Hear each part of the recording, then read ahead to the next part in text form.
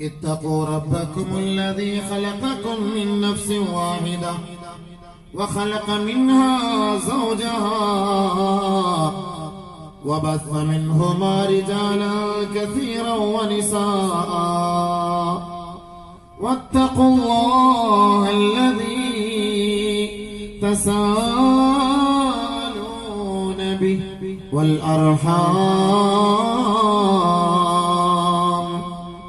മാനവ സമൂഹമേ, മർത്യ സമൂഹത്തോട് ലോകത്തിന്റെ നേതാവും ലോകത്തിന്റെ സംരക്ഷകനും സൃഷ്ടാവുമായ പടച്ചതമ്പുരാൻ ലോകത്തോട് പ്രഖ്യാപിക്കുകയാണ്, ഇത്തഖൂ റബ്ബക്കും, നിങ്ങൾ നിങ്ങളുടെ റബ്ബിനെ ഭയപ്പെടണമേ, സൂക്ഷിക്കണമേ.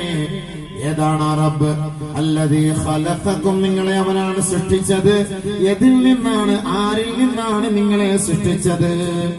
മിൻ നഫ്സിൻ വാഹിദ, ഒരേ ആത്മാവിൽ നിന്നുമാണ് അവൻ നിങ്ങളെ സൃഷ്ടിച്ചത്. ഒറ്റ വാപ്പാടെ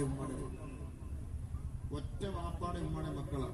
തുറന്നു വിടും കേട്ടോ, സൗണ്ട് ഒന്നുകൂടെ സൗണ്ടിന് തുറന്നു, ഇവിടുത്തെ പോലെ നല്ല തുറന്നു വിടും, നല്ല പോലെ. കൂടുതലും ഈ തൊണ്ടയൊക്കെ അടച്ചു പോകുന്നു, അവിടെ മൈക്കാണ് മറ്റൊരു ഉഷാറാക്കി തരേണ്ടത്. അപ്പൊ അല്ലാഹു സുബ്ഹാനഹു വ തആല പറയുന്നു,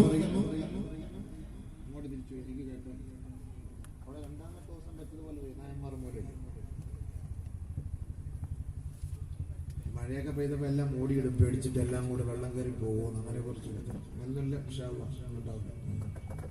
അപ്പൊ അല്ലാഹു സുബ്ഹാനഹു വ തആല പറഞ്ഞ എന്താ? ഒരേ ആത്മാവിൽ നിന്നാണ് അല്ലാഹു നമ്മളെ സൃഷ്ടിച്ചത്. ഒറ്റ ആത്മാവ്. മിൻ നഫ്സിൻ വാഹിദ, അതാണ് നബി സല്ലല്ലാഹു അലൈഹി വസല്ലം തങ്ങൾ പറഞ്ഞത്, കുല്ലുകും മിൻ ആദം വ ആദമു മിൻ തുറാബ്, നിങ്ങളെല്ലാം ആദമിൽ നിന്നുള്ളവരാണ്, ആദമോ മണ്ണിൽ നിന്നുമാണ്. അപ്പൊ നമ്മളും മണ്ണിൽ നിന്നാണ്. നമ്മുടെ ഉപ്പ വന്ന വഴിയിലൂടെയാണ് നമ്മൾ വരിക. ഉപ്പ ഒരു വഴിയിലും മക്കൾ രണ്ട് വഴിയിലും, അത് പോയി ഉപ്പയുടെ അതേ വഴിയിൽ തന്നെ സഞ്ചരിക്കാം. അതുകൊണ്ട് അല്ലാഹു സുബ്ഹാനഹു വ തആല പറഞ്ഞത് ഒരേ ആത്മാവിൽ നിന്ന്, മിൻ നഫ്സിൻ വാഹിദ, ഒറ്റ ആത്മാവ്, ഒരാണ് ഒരു പെണ്ണ്, അതിൽ നിന്നാണ് അല്ലാഹു സുബ്ഹാനഹു വ തആല സൃഷ്ടിച്ചത്. വഖലഖ മിൻഹാ സൗജഹാ വബസ്സ മിൻഹുമാ റിജാലാ കസീറാ വനിസാ. അല്ലാഹു സുബ്ഹാനഹു വ തആല ആ രണ്ടുപേരുടെ ഇണചേരലിലൂടെ നമുക്ക് അല്ലാഹു റബ്ബുൽ ഇസ്സത്ത് ഇണകളെ കണ്ടെത്താനുള്ള സൗഭാഗ്യം നൽകി അനുഗ്രഹിച്ചില്ലേ? അതിൽ നിന്നുള്ള മനുഷ്യന്റെ ഇണകളെ തന്നെ, മനുഷ്യന്റെ ഇനത്തിൽ നിന്നുമുള്ള ഇണകളെ തന്നെ. നമ്മുടെ സൗജ്, നമ്മുടെ ഭാര്യ, നമ്മുടെ ഭർത്താവ്, ഇവരൊക്കെ എവിടെ നിന്ന് വന്നു? അല്ലാഹു ആകാശത്ത് നിന്ന് ഉരുട്ടിയിട്ടതല്ല.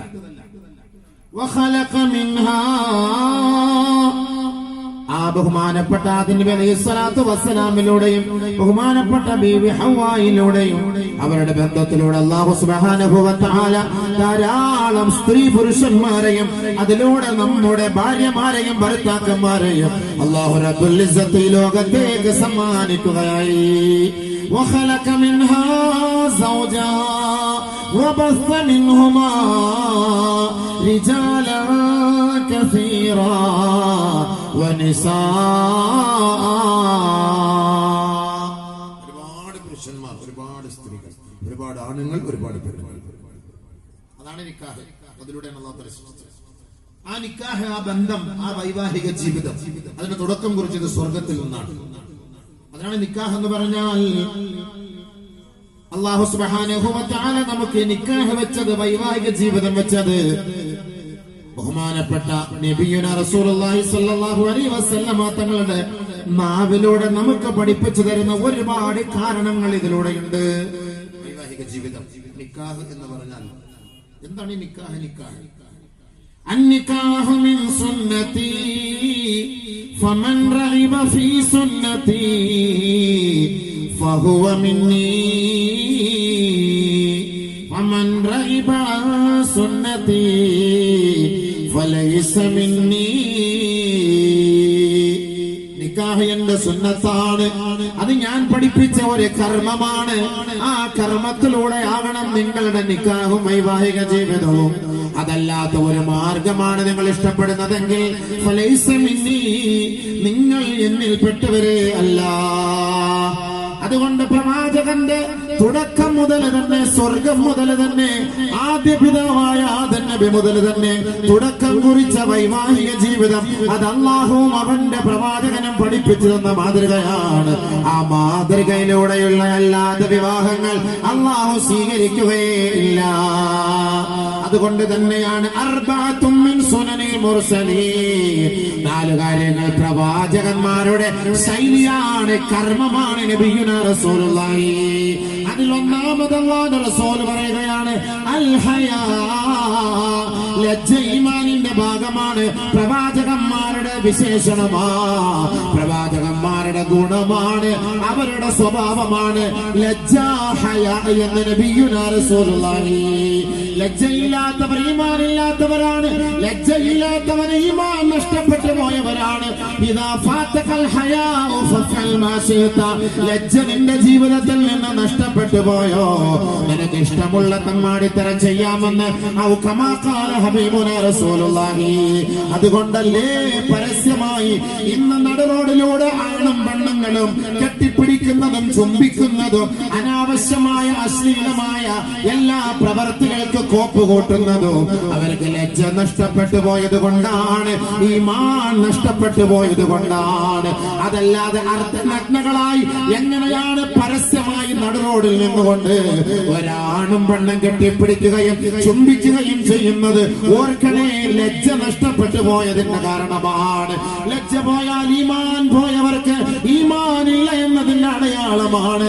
അതുകൊണ്ട് തന്നെയാണ് അല്ലാഹുവിന്റെ റസൂൽ പറഞ്ഞത്, ഒരു കാലഘട്ടം എന്റെ സമൂഹം കാണുമത്രേ, ആ കാലഘട്ടത്തിൽ മൃഗങ്ങളെ പോലെ ആണും പെണ്ണും പരസ്യമായി നടുറോഡിലൂടെ വീഴ്ച നടത്തുന്ന ഒരു കാലഘട്ടം വരാതെ ലാ തഖൂമു ഹത്താ യതസാഫദ الناس تسافد البهائم على قارعة الطريق كما قال رسول الله.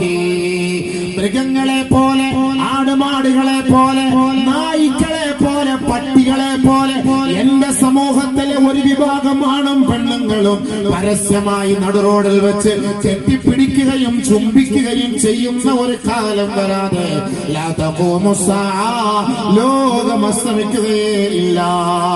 അങ്ങനെ ഒരു സാഹചര്യം ഉണ്ടായാൽ ഓർക്കണേ, അവർക്ക് ഈമാൻ നഷ്ടപ്പെട്ടവരാണ്, ലജ്ജ നഷ്ടപ്പെട്ടവരാണ്, ഹയാ ഇല്ലാത്തവരാണ്. അതുകൊണ്ടാണ് പരിശുദ്ധ പ്രവാചകൻ പറഞ്ഞത് അൽ ഹയാ ശുഅബത്തും മിനൽ ഈമാൻ. ഈമാന്റെ ഭാഗമാണ് ഹയാ, ഈമാന്റെ ഭാഗമാണ് ലജ്ജ. അതാണ് മുസ്ലിയാക്കന്മാരെ കാണുമ്പോൾ പെണ്ണുങ്ങളൊക്കെ കുഞ്ഞു നടക്കുന്നത്. മുസ്ലിയാക്കന്മാരെ കാണുമ്പോഴേ ഉള്ളൂ, സാധാരണക്കാരെ കാണുമ്പോൾ ഉള്ളതിന് ഉഷാറായി. അള്ളാഹ് നമ്മളെ സംരക്ഷിക്കുന്നതാണ് കേട്ടോ. നീ മൊയ്ലിയാര് പോയി കുടുങ്ങാതിരിക്കാൻ വേണ്ടി അള്ളാഹ് നമ്മളെ സംരക്ഷിക്കുന്നതാണ്. കുടുങ്ങാണ് ഇങ്ങ കുടുങ്ങിക്കോട്ടെ, നിങ്ങൾക്കത് പ്രശ്നമല്ല, നിങ്ങളുടെ നീയത്ത് കാണണമെന്നാണല്ലോ. നമുക്ക് കാണണമെന്നാണ് ആഗ്രഹമുണ്ട്, പക്ഷെ നമ്മളെ കാണിക്കൂലല്ലോ. അപ്പൊ അതുകൊണ്ട് അള്ളാഹ് ഒരു ഒതുക്കി വെക്കാം. അത് ഈമാന്റെ ഭാഗമാണ്, ഈമാന്റെ ഭാഗമാണ്. സ്ത്രീകൾ അങ്ങനെ നടക്കുന്നത്, ഹയാവോടെ നടക്കുന്നത്, നിക്കാബിട്ട് നടക്കുന്നത്, ഈ നിക്കാബ് ഇല്ലാതെ വരുമ്പോൾ മുഖം അവർ മറച്ചു കിടക്കുന്നത്, അതൊക്കെ ലജ്ജയുടെ ഭാഗമാണ്. ആ ലജ്ജ ഉണ്ടെങ്കിൽ ഈമാൻ ഉണ്ടെന്ന് അർത്ഥം. അത് പ്രവാചകന്മാരുടെ ശൈലിയാണ്. പരസ്യമായിട്ട് പെണ്ണ് ലജ്ജയില്ല നടന്നതിന്റെ അർത്ഥം ഈമാൻ ഇല്ലാന്ന് അർത്ഥം, പ്രവാചകന്റെ ശൈലി അല്ല എന്നർത്ഥം. അത് മാത്രം മനസ്സിലാക്കാം. ചില പെണ്ണുങ്ങളൊക്കെ ലൈവായിട്ട് വരും, ലൈവില് FB-യിലും VP-യിലും ഒക്കെ ലൈവായിട്ട് വരും. ലൈവായിട്ട് വന്നിട്ട് ഹായ് ഹായ് ഹായ്, ഞാൻ അങ്ങനെ ആളാണ്, ഞാൻ ഇങ്ങനെ ആളാണ്, ഞാൻ ഇന്നവളാണ്, ഇന്നവളാണ്. മുസ്ലിം പെണ്ണ്, അവൾക്ക് തലയിൽ തട്ടമില്ല, മേലിലും തട്ടമില്ല, ആടെയും തട്ടയില്ല, ഇടയും തട്ടയില്ല. എന്നിട്ട് പറയുമ്പോൾ നിങ്ങൾ കുറെ ആളുകൾ കുറെ മീഡിയമാർ അങ്ങനെ പറയുന്നത്, കുറെ പണ്ഡിതന്മാർ ഇങ്ങനെ പറയുന്നു, അടിച്ചു പൊളിക്കണം, അടിച്ചു. അപ്പോഴേ മനസ്സിലാക്കണം, ഇതെല്ലാം ഈമാനില്ലാത്ത വർഗമാണ്. ഇതിനെ ഒന്നും നമ്മൾ പിൻപറ്റാൻ പാടില്ല. നബി തങ്ങൾ പറഞ്ഞ വാക്കാണ്, ആ പറഞ്ഞ വഴിയിൽപ്പെട്ട സാധനങ്ങളാണ്. ആ മാർഗത്തിലൂടെ നമ്മൾ പോകേണ്ടതില്ല.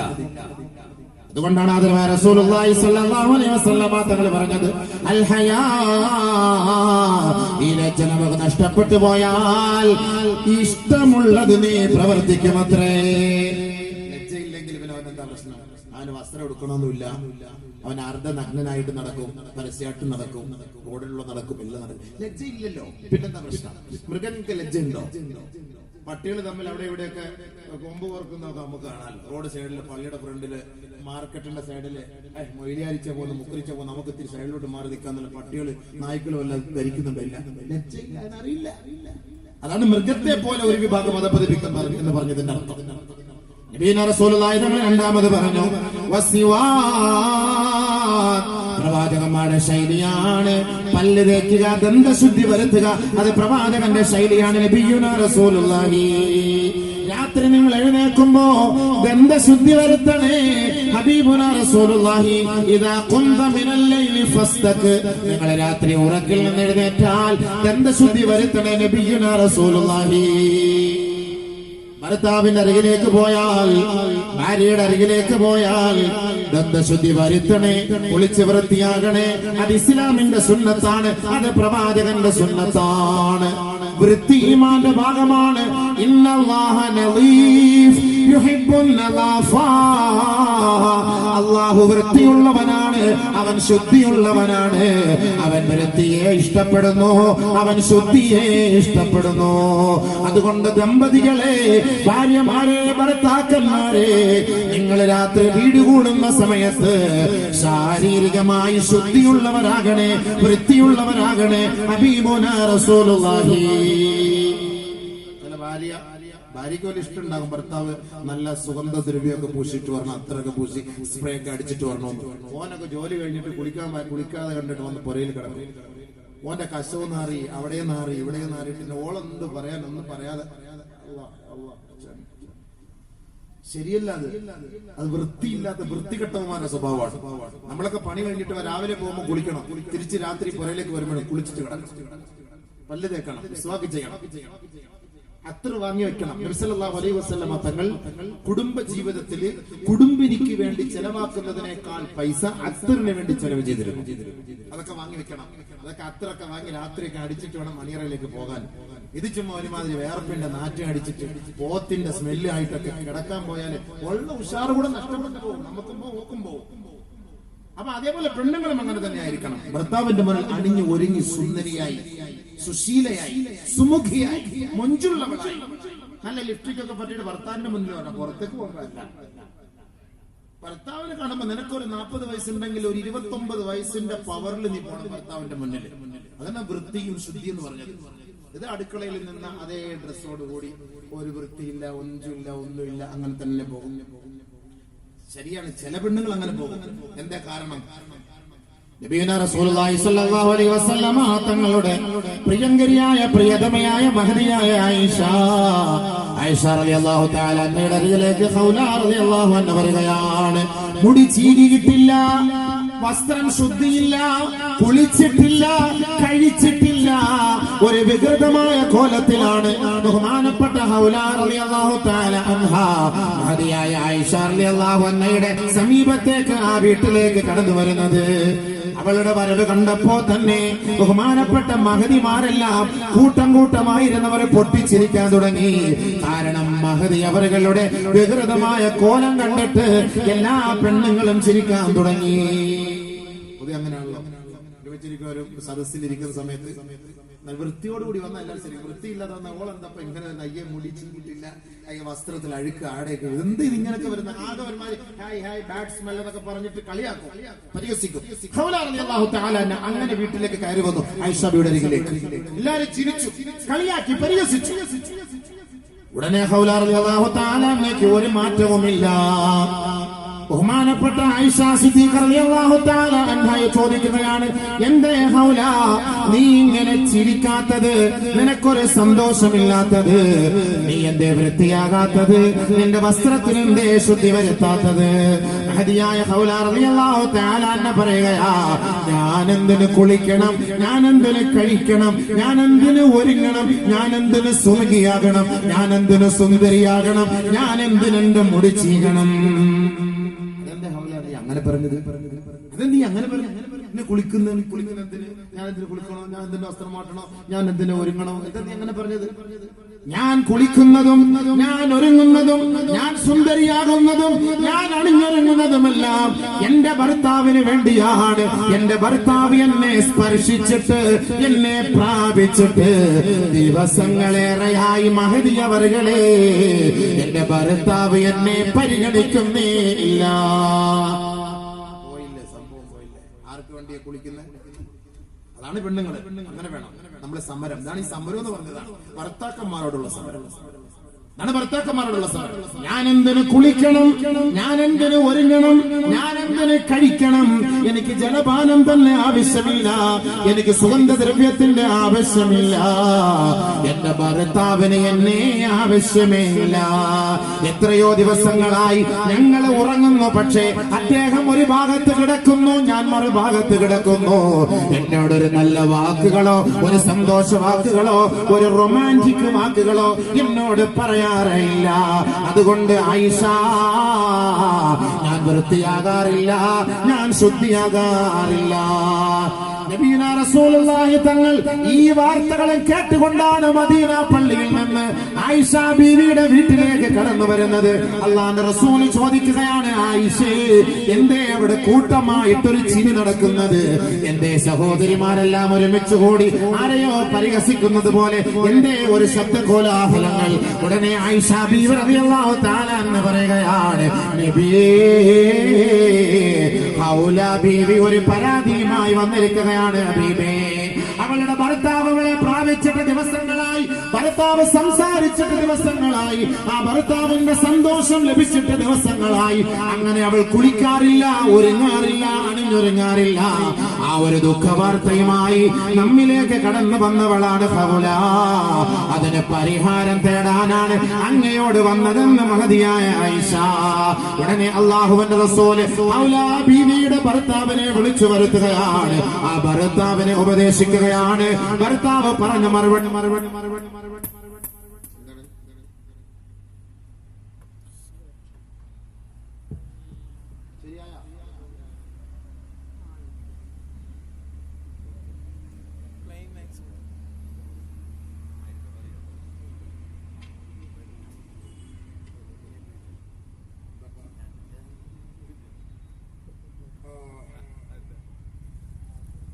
ലക്ഷദ്വീപിലെ മിനിക്കോയ് ദ്വീപിലെ ശക്തമായ മഴയും കാറ്റും ദുആ ചെയ്യണമെന്ന് ഓൺലൈനിലൂടെ ലാ ഇലാഹ ഇല്ലല്ലാഹുൽ അദീമുൽ ഹലീം ലാ ഇലാഹ ഇല്ലല്ലാഹു റബ്ബുൽ അർശിൽ അദീം ലാ ഇലാഹ ഇല്ലല്ലാഹു റബ്ബുസ് സമാവാതി റബ്ബുൽ അർളി റബ്ബുൽ അർശിൽ കലീം ലാ ഇലാഹ ഇല്ലല്ലാഹുൽ അദീമുൽ ഹലീം ലാ ഇലാഹ ഇല്ലല്ലാഹു റബ്ബുൽ അർശിൽ അദീം ലാ ഇലാഹ ഇല്ലല്ലാഹു റബ്ബുസ് സമാവാതി റബ്ബുൽ അർളി റബ്ബുൽ അർശിൽ കലീം ലാ ഇലാഹ ഇല്ലാ അൻത സുബ്ഹാനക ഇന്നി കുന്തു മിനൽ ളാലിമീൻ അന്ത റബ്ബുസ് സമാവാതി വൽ അർളി اللهم إنا نسألك لنا ولهم العفو والعافية. الله يبارك اللهم حوالينا ولا علينا.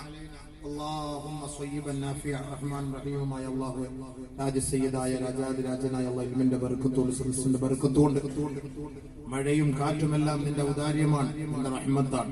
പക്ഷെ അത് ഞങ്ങൾക്ക് കോപമായ നിലയിൽ, ഒരാപത്തായ നിലയിൽ, പടച്ചവനെ ഒരു പരീക്ഷണമായ നിലയിൽ ഞങ്ങളിലേക്കോ ഞങ്ങളുടെ സഹോദരങ്ങളുടെ നാട്ടിലേക്കോ ഒന്നും റഹ്മാനെ സന്തോഷത്തോടുകൂടി അനുകൂലമായ നിലയാക്കണേ പടച്ചവനെ.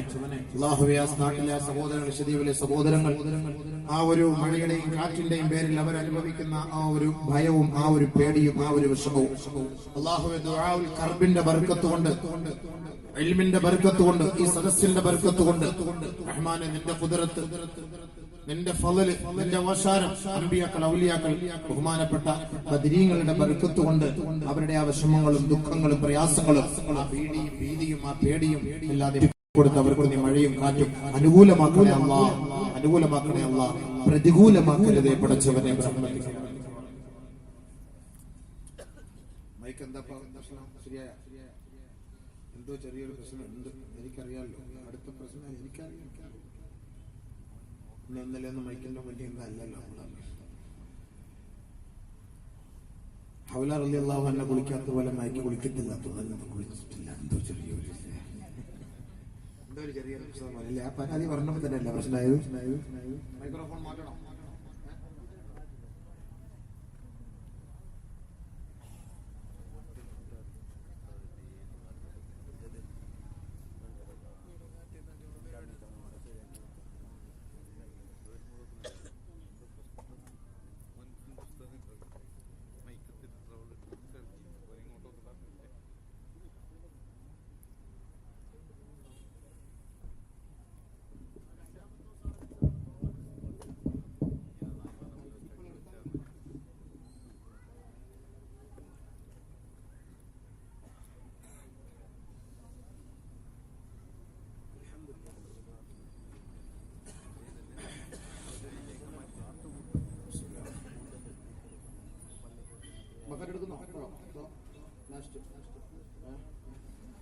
എന്തായാലും ബക്കറ്റ് ഉണ്ട്.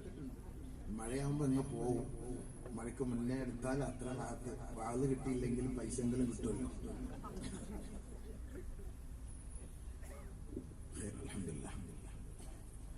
അപ്പൊ ഹൗല റളിയല്ലാഹു തആല അൻഹയുടെ ഭർത്താവിനെ വിളിച്ചിട്ട് പറഞ്ഞു, എന്താ നീ ഇങ്ങനെയൊക്കെ കാണിക്കുന്നത്? കുളിക്കാത്ത എന്റെ ഭാര്യയോടുള്ള ഹക്കുകൾ നിറവേറ്റാത്തതിന്റെ അല്ലാഹുവേ, അല്ലാഹുവിന്റെ റസൂലേ, എനിക്ക് ഇബാദത്ത് എടുക്കാനുള്ള ഭാര്യയായിട്ട് പോകുമ്പോൾ എനിക്ക് അങ്ങനെ ബന്ധപ്പെടുമ്പോൾ അല്ലെങ്കിൽ അതുമായി കഴിഞ്ഞുകൂടുമ്പോൾ ഇബാദത്തിനുള്ള അവസരം എനിക്ക് നഷ്ടപ്പെട്ടു പോകും. ചില ആളുകൾ സൂഫിയായിട്ട് കിടക്കും. ഭാര്യയായിട്ടൊരു ബന്ധമില്ല, വലിയ സൂഫിയായിട്ട് ദിക്റും ദുആയുമായിട്ട് ഇങ്ങനെ. അത് പാടില്ലല്ലോ, എവിടുത്തെ നിയമമാണ്? നബിന റസൂലുള്ളാഹി സ്വല്ലല്ലാഹു അലൈഹി വസല്ലം തങ്ങൾ പറയുന്നു, ലാ സറൂറത ഫിൽ ഇസ്ലാം, ഇസ്ലാമിൽ സന്യാസ ജീവിതമില്ല, ഇസ്ലാമിൽ ബ്രഹ്മചര്യമേ ഇല്ല. നമ്മളിങ്ങനെ പെണ്ണും കെട്ടാതെ കല്യാണം കഴിക്കാതെ സൂഫിയായിട്ട് ശേഖുനായിട്ട് കഴിയേണ്ട ആവശ്യമൊന്നുമില്ല. അതിന്റെ അങ്ങനെ നിയമമില്ല. നമ്മൾ കല്യാണം കഴിക്കണം, അത് മനുഷ്യന്റെ അവസ്ഥ അങ്ങനെ തന്നെയാണ്. കാരണം എന്താ? ബഹുമാനപ്പെട്ട ഇബ്നു അബ്ബാസ് റളിയല്ലാഹു തആല അൻഹു പറയുകയാണ്, ലാ യതിമ്മു നുസുഖുൻ നാസി ഹത്താ യതസവ്വജ, ഒരാളുടെ ഇബാദത്തുകൾ പൂർത്തീകരണത്തിലെത്തണമോ ഹത്താ യതസവ്വജ, അദ്ദേഹം വിവാഹം കഴിച്ചിരിക്കണം. فإنه لا يتم لا يسلم قلبه لغلبة الشهوة إلا بالتزويج. ഒരാളുടെ നമസ്കാരങ്ങളും ഇബാദത്തുകൾക്കും ഒരു പൂർത്തീകരണം വേണമെങ്കിൽ അദ്ദേഹം വൈവാഹിക ജീവിതവുമായി ബന്ധമുള്ള വ്യക്തിയായിരിക്കണേ. കല്യാണം കഴിക്കാത്ത ഒരാളാകുമ്പോൾ അദ്ദേഹത്തിന് നിസ്കരിക്കാൻ അല്ലാഹു അക്ബർ എന്ന് കൈകെട്ടുന്ന സമയത്ത് വേറെ ചിന്തകൾ കയറി വരും. സഹാബാക്കളൊക്കെ റമളാൻ മാസത്തില് നോമ്പ് തുറന്ന ഉടനെ പള്ളിയിലേക്ക് തറാവീഹ് മറ്റാവശ്യങ്ങൾക്ക് രാത്രി ഖിയാമുൽ ലൈലിനൊക്കെ പോകുമ്പോൾ ഭാര്യയുമായിട്ടൊക്കെ ബന്ധപ്പെട്ട് കുളിച്ച് റാഹത്തായിട്ടായിരിക്കും പോവുക. പിന്നെ വേറെ ചിന്തയൊന്നുമില്ല. അവിടെ ഇങ്ങനെ അനാസ്കരിച്ച് അള്ളാഹ്. ഇതിപ്പോ ഇങ്ങനെ അല്ലാഹു അക്ബർ നമ്മൾ കൈകെട്ടിട്ട് ഫ്രണ്ടിൽ മൊബൈൽ വെക്കുക. എപ്പോഴാ വിളിക്കുക ഓളുടെ മിസ്കാള് വന്നാല് 4 റക്അത്ത് നിസ്കാരം 3 നമ്മ തന്നെ അള്ളാഹ്ക്കാളിലും കൂടുതൽ പിടിക്കുന്ന ഓളയാണ്. ഭാര്യയ്ക്ക് വേണ്ടി അനുസ്കരിക്കുന്നു. അങ്ങനെ പേടിയില്ലേ? ചില പെണ്ണ് വാത് കേൾക്കുമ്പോൾ കുറച്ച് 10:30 വരെ നിൽക്കും. 10:30 ആവുമ്പോൾ മിസ്കാള് വരും. ഫോൺ അങ്ങനെ അടുന്ന് വിളിക്കുന്നു, മെല്ലെ പായും. 10:30 ആവുമ്പോ ഇവിടെ നിന്ന് ഫോൺ എടുത്ത് വെച്ചിട്ട് ഇങ്ങനെ പോകും. ഭാര്യമാരെ പേടിക്കുക, അതാണല്ലോ അല്ലെ? BP എന്നൊക്കെ പറഞ്ഞാൽ അതിന്റെ അർത്ഥം എന്താ? ഭാര്യയെ പേടിയാണെന്നല്ല. ഈ BP കൂടുന്നതൊക്കെ സംഭവം ചിലപ്പോ അങ്ങനെ ആയിരിക്കും, അങ്ങോട്ടേക്ക്. അപ്പൊ അതുകൊണ്ട് ബഹുമാനമുള്ള സഹോദരങ്ങളെ, ബഹുമാനപ്പെട്ട നബീന റസൂലുള്ളാഹി തങ്ങൾ അദ്ദേഹത്തിന്റെ ഈ സഹോദരിയുടെ ഭർത്താവിനോട് പറഞ്ഞു, നിനക്ക് അല്ലാഹു 2-3 സമയം തന്നിട്ടുണ്ട്. പകലിൽ 24 മണിക്കൂറിനെ 3ആയിട്ട് ഓഹരിച്ചു. 2 ഓഹരി നിനക്ക് ഇബാദത്ത് ചെയ്യാം, 1 ഓഹരി നീ ഭാര്യയ്ക്ക് മാറ്റിവെക്കാം. അത് ഹക്കാണ്, അത് അവരുടെ കടമയാണ്, അത് അവരുടെ ഉത്തരവാദിത്തമാണ്, അവരുടെ ബാധ്യതയാണ്. അതുകൊണ്ടാണ് ഇബ്നു അബ്ബാസ് റളിയല്ലാഹു തആല അൻഹു പറഞ്ഞത്, നമസ്കാരം ശരിയാകണമോ, ഇബാദത്ത് ശരിയാകണമോ, നിങ്ങളുടെ ഇബാദത്തിന്റെ പൂർത്തീകരണം വേണമെങ്കിൽ ഇല്ലാ ബിതസ്വീജ്, നിക്കാഹ് കഴിച്ചിരിക്കണം, വിവാഹം കഴിച്ചിരിക്കണം. അതാണ് അതിന്റെ അർത്ഥം, ഇല്ലാ ബിതസ്വീജ്.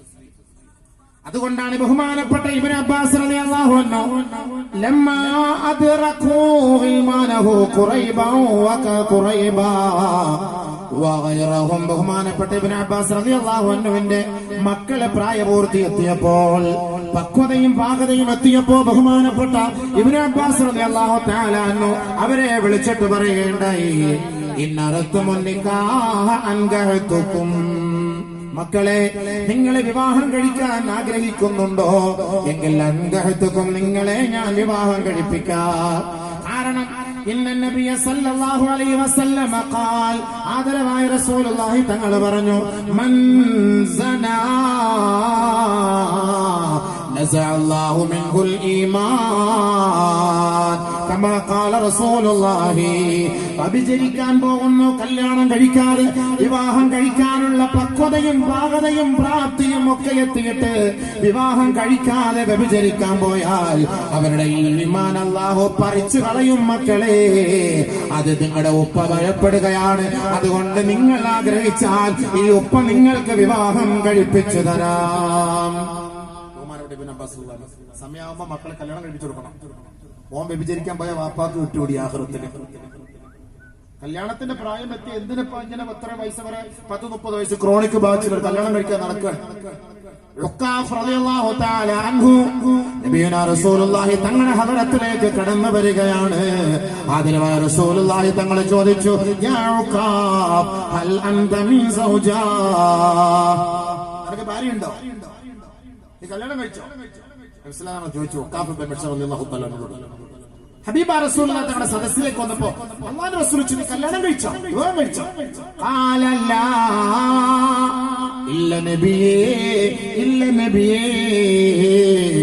നബിയുനാ റസൂലുള്ളാഹി തങ്ങൾ ധരിച്ചുപോയി ഒരുപക്ഷേ വിവാഹം കഴിക്കാനുള്ള സാമ്പത്തികമായ കഴിവില്ലാത്ത വ്യക്തിയായിരിക്കാം. അതുകൊണ്ട് അല്ലാഹുവിന്റെ റസൂൽ രണ്ടാമത് അദ്ദേഹത്തോട് ചോദിക്കുകയാണ്, ഫഹൽ അൻത മൂസിറുൻ, നിനക്ക് വിവാഹം കഴിക്കാനുള്ള സാമ്പത്തികമായ കഴിവുണ്ടോ? വിവാഹം കഴിക്കാനുള്ള പ്രാപ്തിയും അതിനുള്ള കഴിവും സമ്പത്തൊക്കെ ഉണ്ടോ നിനക്ക്?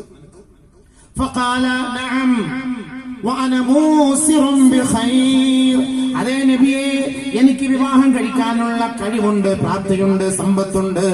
ഉടനെ നബിയുനാ റസൂലുള്ളാഹി തങ്ങൾ പറഞ്ഞു, ഇദൻ അൻത മിൻ ഇഖ്വാനി ശയാത്തീൻ, സാമ്പത്തികമായ കഴിവുണ്ടായിട്ട് ശാരീരികമായ ആരോഗ്യമുണ്ടായിട്ട് വിവാഹം കഴിക്കാനുള്ള പക്വതയായതിനു ശേഷം വിവാഹം കഴിക്കാതെ നടക്കുന്നവരെ നോക്കിക്കൊണ്ട് അല്ലാഹുവിന്റെ റസൂൽ പറഞ്ഞ മറുപടി, ഇദൻ അൻത മിൻ ഇഖ്വാനി ശയാത്തീൻ, എങ്കിൽ നീ പിശാചിന്റെ സഹോദരനാണ്.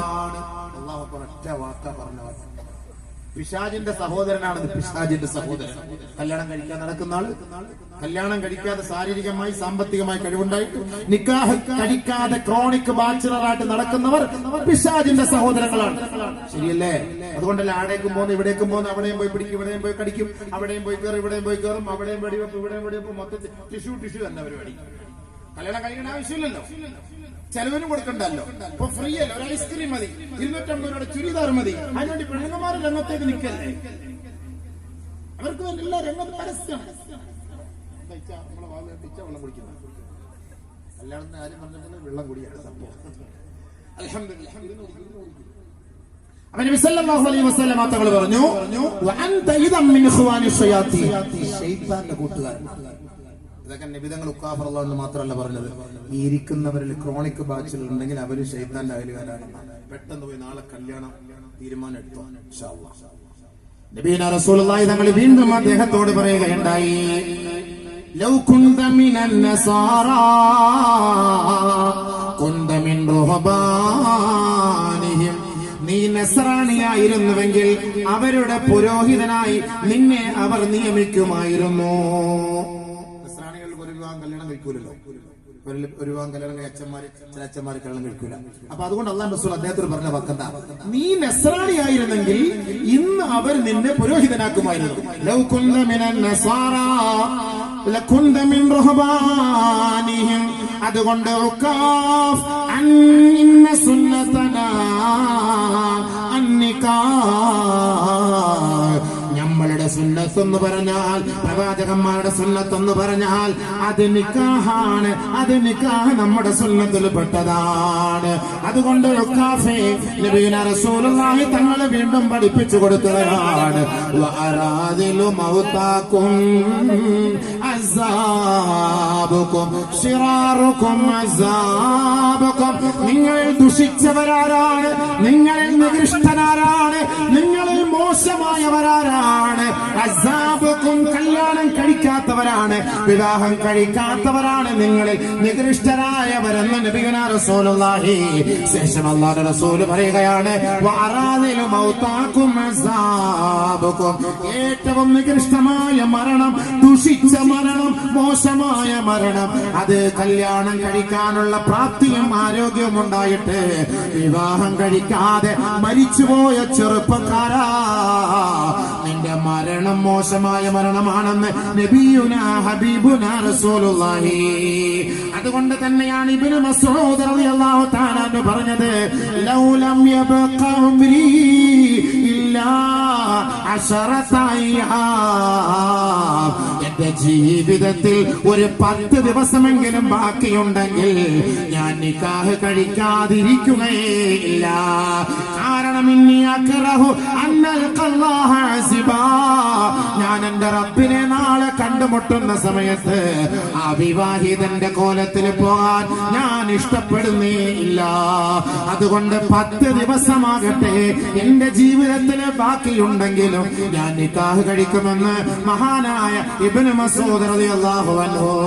ബഹുമാനപ്പെട്ട മുആദ് റളിയല്ലാഹു അൻഹുവിന് രോഗം പിടിപെടുകയാണ്. ബഹുമാനപ്പെട്ട മുആദിന്റെ ഭാര്യ മരണപ്പെട്ടു പോവുകയാണ്. അദ്ദേഹം രോഗശയ്യയിൽ കിടക്കുമ്പോ അദ്ദേഹത്തിന് ഭാര്യയില്ല. അദ്ദേഹം പറയുകയുണ്ടായി, സൗവിജൂനി സൗവിജൂനി, എനിക്ക് നിങ്ങൾ വിവാഹം കഴിപ്പിച്ച് തരണമേ, വിവാഹം കഴിപ്പിച്ച് തരണമേ. ഞാൻ മരിക്കുന്ന സമയത്ത് ഞാൻ ഭാര്യയില്ലാതെ മരണപ്പെട്ടു പോയാൽ എന്റെ റബ്ബിന്റെ കോടതിയിൽ അവിവാഹിതന്റെ സ്ഥാനമായിരിക്കും എനിക്കുള്ളത്.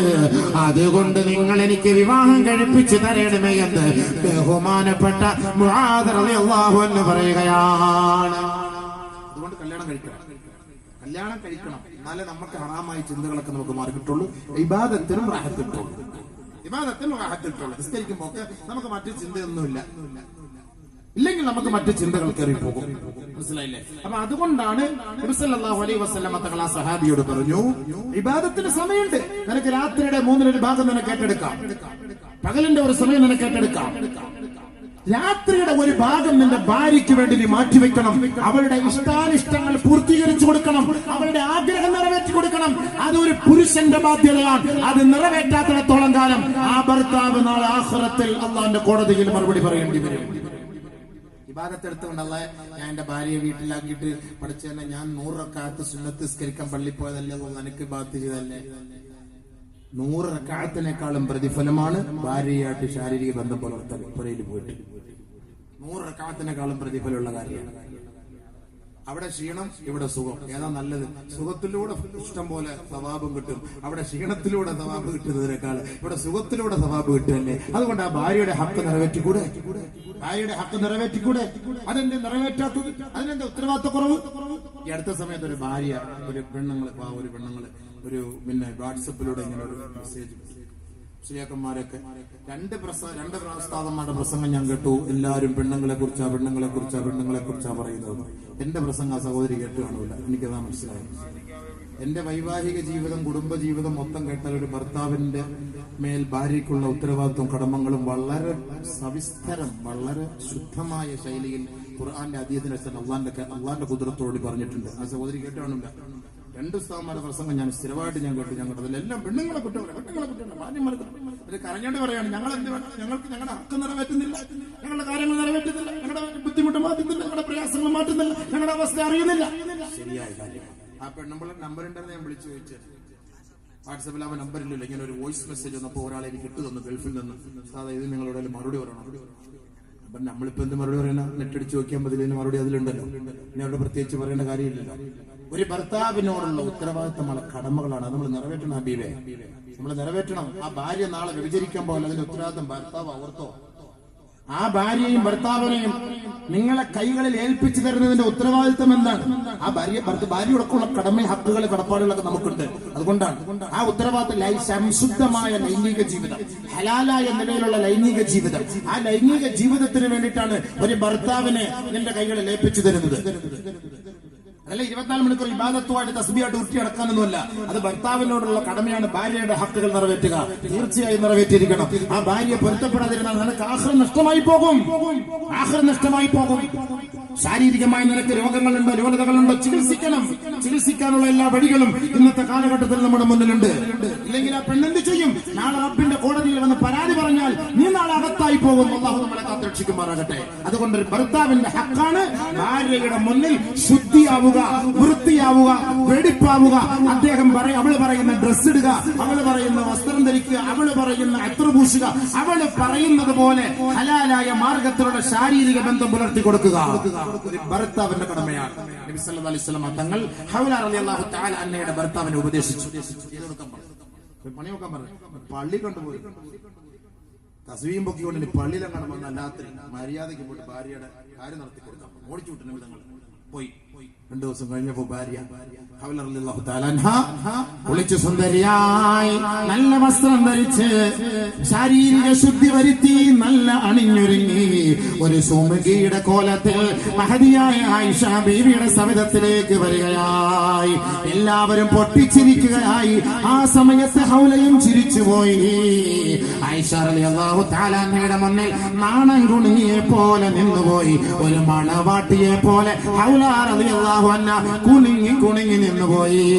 എല്ലാവർക്കും മനസ്സിലായി മാഷാ അല്ലാഹ് ഇന്നലെ റാഹത്തായി കാര്യങ്ങളൊക്കെ നടന്നിട്ടുണ്ട്. ഹൗലയെ തന്റെ ഭർത്താവ് തൃപ്തിപ്പെടുത്തിയിട്ടുണ്ട്. അതിന്റെ സന്തോഷമാണ് ഹൗലേ നിന്റെ മുഖത്ത് തെളിഞ്ഞു കാണുന്നത്. മാഷാ അല്ലാഹ് തബാറക്കല്ലാഹ് എന്ന് പറഞ്ഞ് എല്ലാവരും ആശംസകൾ നേർന്നു.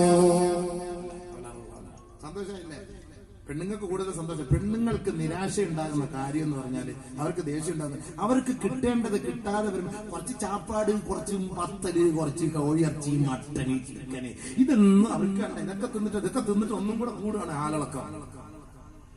ഇതെല്ലാം അല്ല കൊടുക്കേണ്ടത്. ഇതെല്ലാം നമ്മൾ കൊടുക്കുന്നതിനോടൊപ്പം തന്നെ നമുക്ക് ഭർത്താക്കന്മാരുടെ ഭാഗത്തു നിന്നുള്ള മട്ടൻ വേണം, ഭർത്താവിന്റെ ചിക്കൻ വേണം, ഭർത്താവിന്റെ പത്തല് വേണം, ഭർത്താവിന്റെ സ്വീറ്റ് വേണം. അത് കിട്ടുന്നില്ല ഭാര്യമാർക്ക്. ബാക്കിയെല്ലാം കിട്ടുന്നുണ്ട്. നിങ്ങൾ എന്നെ കൊണ്ടുപോകുന്നുണ്ട്, മംഗലാപുരം ബീച്ചിൽ കൊണ്ടുപോകുന്നുണ്ട്, അവിടെ കൊണ്ടുപോകുന്നുണ്ട്, ഇതൊക്കെ എല്ലാം ഓക്കെയാണ്. പക്ഷെ കിട്ടേണ്ട ബീച്ച് കിട്ടുന്നില്ല. അവിടെയാണ് പ്രശ്നം. എല്ലായിടത്തും ഒരു പ്രോബ്ലം അത് തന്നെയാണ്. പക്ഷെ പെണ്ണുങ്ങന്മാർക്ക് പറയാൻ പറ്റുമോ? പറയാൻ പറ്റൂല. പരസ്യമായിട്ട് പറയാൻ പറ്റുമോ? പള്ളിയിൽ പോയി കത്ത് കൊടുക്കാൻ പറ്റുമോ? എനിക്ക് മട്ടനും ചിക്കനും എല്ലാം കിട്ടുന്നുണ്ട്, പക്ഷെ എന്റെ ഇച്ചാന്റെ അടുത്ത് നിന്നുള്ള മട്ടനും ചിക്കനും കിട്ടുന്നില്ല. അതിന് എന്തെങ്കിലും ഉസ്താദ് മൊയിലാരിച്ച ഒരു പരിഹാരം കാണുന്നത്. അങ്ങനെയൊക്കെ ഉള്ളത് എന്നോട് പറഞ്ഞാൽ മതി. ഞാൻ ഇതേപോലെ പ്രസംഗിച്ച് പറഞ്ഞുതരാം. അതാണ് ഏറ്റവും വലിയ പ്രശ്നം. ഈമാൻ നഷ്ടപ്പെടും. ഒരു ഹദീസ് കേട്ടോ, ഈമാൻ നഷ്ടപ്പെടും. നബിയുനാ റസൂലുള്ളാഹി സ്വല്ലല്ലാഹു അലൈഹി വസല്ലം തങ്ങൾ പറയുകയാണ്, ലാ യുഅ്മിനു അഹദുക്കും ഹത്താ യുഹിബ്ബ ലിഅഖീഹി മാ യുഹിബ്ബു ലിനഫ്സിഹി മിനൽ ഖൈർ ഔ കമാ ഖാല റസൂലുള്ളാഹി. നിങ്ങളാരും വിശ്വാസികളാവുകയില്ല, വിശ്വാസികളെ ആവുകയില്ല നിങ്ങൾ ഇഷ്ടപ്പെടുന്നത് പോലെ നിങ്ങളുടെ സഹോദരനോ നിങ്ങളുടെ സഹോദരിക്കോ ഇഷ്ടപ്പെടുന്നത് വരെ നിങ്ങൾ വിശ്വാസികളാവുകയില്ല. നബിയുനാ റസൂലുള്ളാഹി. നമ്മൾ ഇഷ്ടപ്പെടുന്നത് പോലെ നമ്മുടെ സഹോദരനും ഇഷ്ടപ്പെടണം. നമ്മൾ ഭക്ഷണം കഴിക്കണമെന്ന് ആഗ്രഹമുണ്ടോ? എങ്കിൽ നമ്മുടെ സഹോദരനാണ്, അല്ലെ എന്റെ ഭാര്യയാണ്, അവളെയും ഭക്ഷണം കഴിപ്പിക്കണം.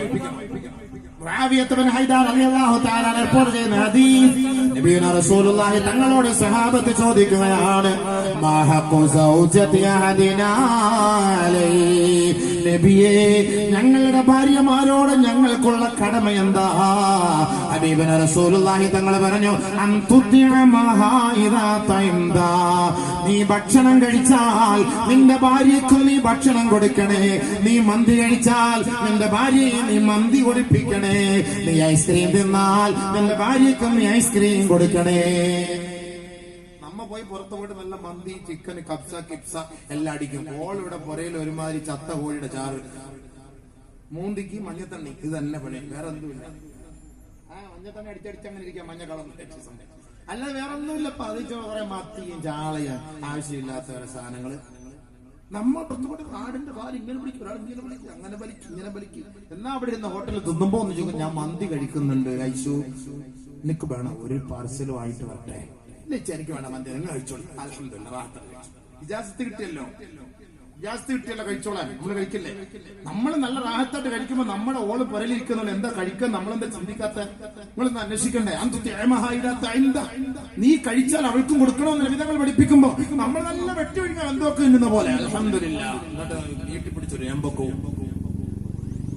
അവള് ഭർത്താവിനെ പ്രതീക്ഷിച്ചിരിക്കാൻ ഇപ്പൊ വരും തിന്നാൽ നോക്കി നോക്കിയിരിക്കും. 3 മണിയായി, 3:15, 3:30 അവസാനം ഗതിയില്ലാതെ വിശന്ന് വിളിക്കും, ചങ്ങയുടെ തീച്ച എന്തേ ഞാൻ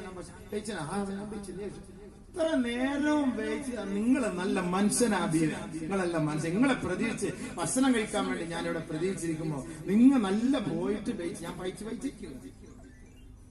അക്രമം പാടില്ല കേട്ടോ. നിങ്ങൾ പറയണം ഭർത്താവ് വിളിച്ച് പറയണം ഭാര്യയോട് പറയണം, നീ കഴിക്ക്, നീ ഭക്ഷണം കഴിക്ക്, എനിക്ക് വേണ്ടി ഞാൻ ഇൻഷാല്ലാഹ് കഴിച്ചിട്ടുണ്ട്, നീ കഴിക്കുന്ന റാഹത്തായിട്ട് കഴിക്കും, ഞാൻ പതുക്കെ വരാം, നീ കഴിച്ചോ എന്ന് പറയണ സന്തോഷമായിട്ട്. അൽഹംദുലില്ലാഹ്. എന്നിട്ട് നീ കഴിക്കും. അതല്ലേ വേണ്ടത്. അവള് നമ്മളെ എത്ര സ്നേഹിക്കുമ്പോ നമ്മൾ എന്താ ഹബീബെ കുറച്ച് സ്നേഹം അങ്ങോട്ട് കൊടുക്കാത്ത? ഒരു 90% ഭാര്യ നമ്മളെ സ്നേഹിക്കുമ്പോ ഒരു 40% അങ്ങോട്ട് കൊടുത്തുകൂടെ? അതാണ് ഈ പ്രശ്നം, കൊടുക്കാത്താണ് ഈ പ്രശ്നം. ഞാൻ ഈ അടുത്ത സമയത്ത് ഒരു വീട്ടിൽ ഭക്ഷണം കഴിക്കാൻ പോയി, കണ്ണൂര് ഒരു വീട്ടിൽ ഭക്ഷണം കഴിക്കാൻ പോയി.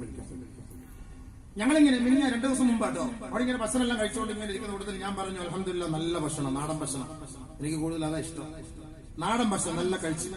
അവരെ ഭാര്യ വന്നിട്ട് പറഞ്ഞു, അവിടെ നിന്നിട്ട് പറയാ, ആ കതവിന്റെ വാതിലെടുത്ത് നിന്നിട്ട് പറയാണ്, ഉസ്താദ് എന്തെല്ലാം ഉണ്ടാക്കിയാലും എന്റെ ഇക്ക നല്ലതെന്നൊരു വാക്ക് പറയില്ല, എനിക്ക് അത് കേൾക്കാൻ ഇഷ്ടം. അല്ലെങ്കിൽ ഉസ്താദ് വന്ന് നല്ലതെന്ന് പറയുന്നു, അല്ലെങ്കിൽ നാട്ടുകാർ വന്നവരെല്ലാം നല്ലതെന്ന് പറയുന്നു, എല്ലാരും നല്ല ഭക്ഷണം എന്ന് പറയുന്നു. പക്ഷെ എന്റെ ഇക്കയുടെ വായിൽ നിന്ന് ഒരു നല്ല ഭക്ഷണം എന്ന് ഞാൻ കേട്ടിട്ടില്ല. അതാണ് എനിക്ക് കേൾക്കേണ്ടത്. ആ സഹോദരി അവരാഗ്രഹിക്കുന്നതാണ്.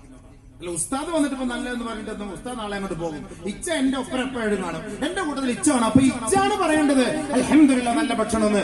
ആ ഭാര്യ, ആ സഹോദരി വളരെ വിഷമത്തോടെ പറഞ്ഞൊരു വാക്കാണ്. അപ്പൊ ഞാൻ അവരെ സമാധാനിപ്പിക്കാൻ പറഞ്ഞു, ഞാനും കല്യാണം കഴിച്ച് 17 വർഷമായി, ഇന്ന് വരെ ഞാൻ എന്റെ ഭാര്യയോടും പറഞ്ഞിട്ടില്ല നല്ല കറി എന്ന് പറഞ്ഞിട്ടേ ഇല്ല. അപ്പൊ കിബറ് കൂടും ചിലപ്പോ.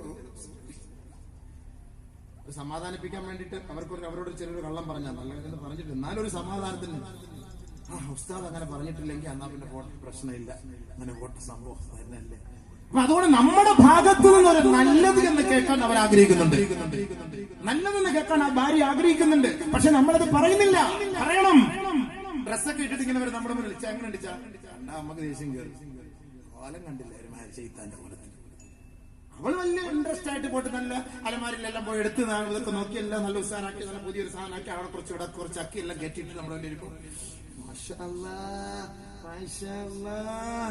കൊള്ളാലോ, 1992 തിരിച്ചു വന്നതുപോലെ കല്യാണം കഴിച്ച ദിവസം അങ്ങനൊക്കെ പറയുമ്പോ ഓക്കെ മാഷാ അല്ലാഹ്, നല്ലൊരു നൃത്തമൊക്കെ ചവിട്ടിട്ടായിരിക്കും പിന്നെ അവിടുന്ന് പുറത്തേക്ക് പോവാ. ഒന്ന് പറഞ്ഞ് അങ്ങനെ അങ്ങോട്ട് പൊക്കി കൊടുക്കണം പെണ്ണുങ്ങൾക്ക്. അതൊരു സന്തോഷം. അബീവെ, നമുക്കൊരു വാക്കല്ലേ പോകുള്ളൂ, നമുക്ക് പോകുന്ന ഒരു വാക്കാണ്, നമുക്ക് കിട്ടുന്ന വലിയൊരു സ്നേഹമാണ്. അതുകൊണ്ട് ഭാര്യമാരെ നമ്മൾ തൃപ്തിപ്പെടുന്ന ഇങ്ങനെയുള്ള വാക്കാണ്.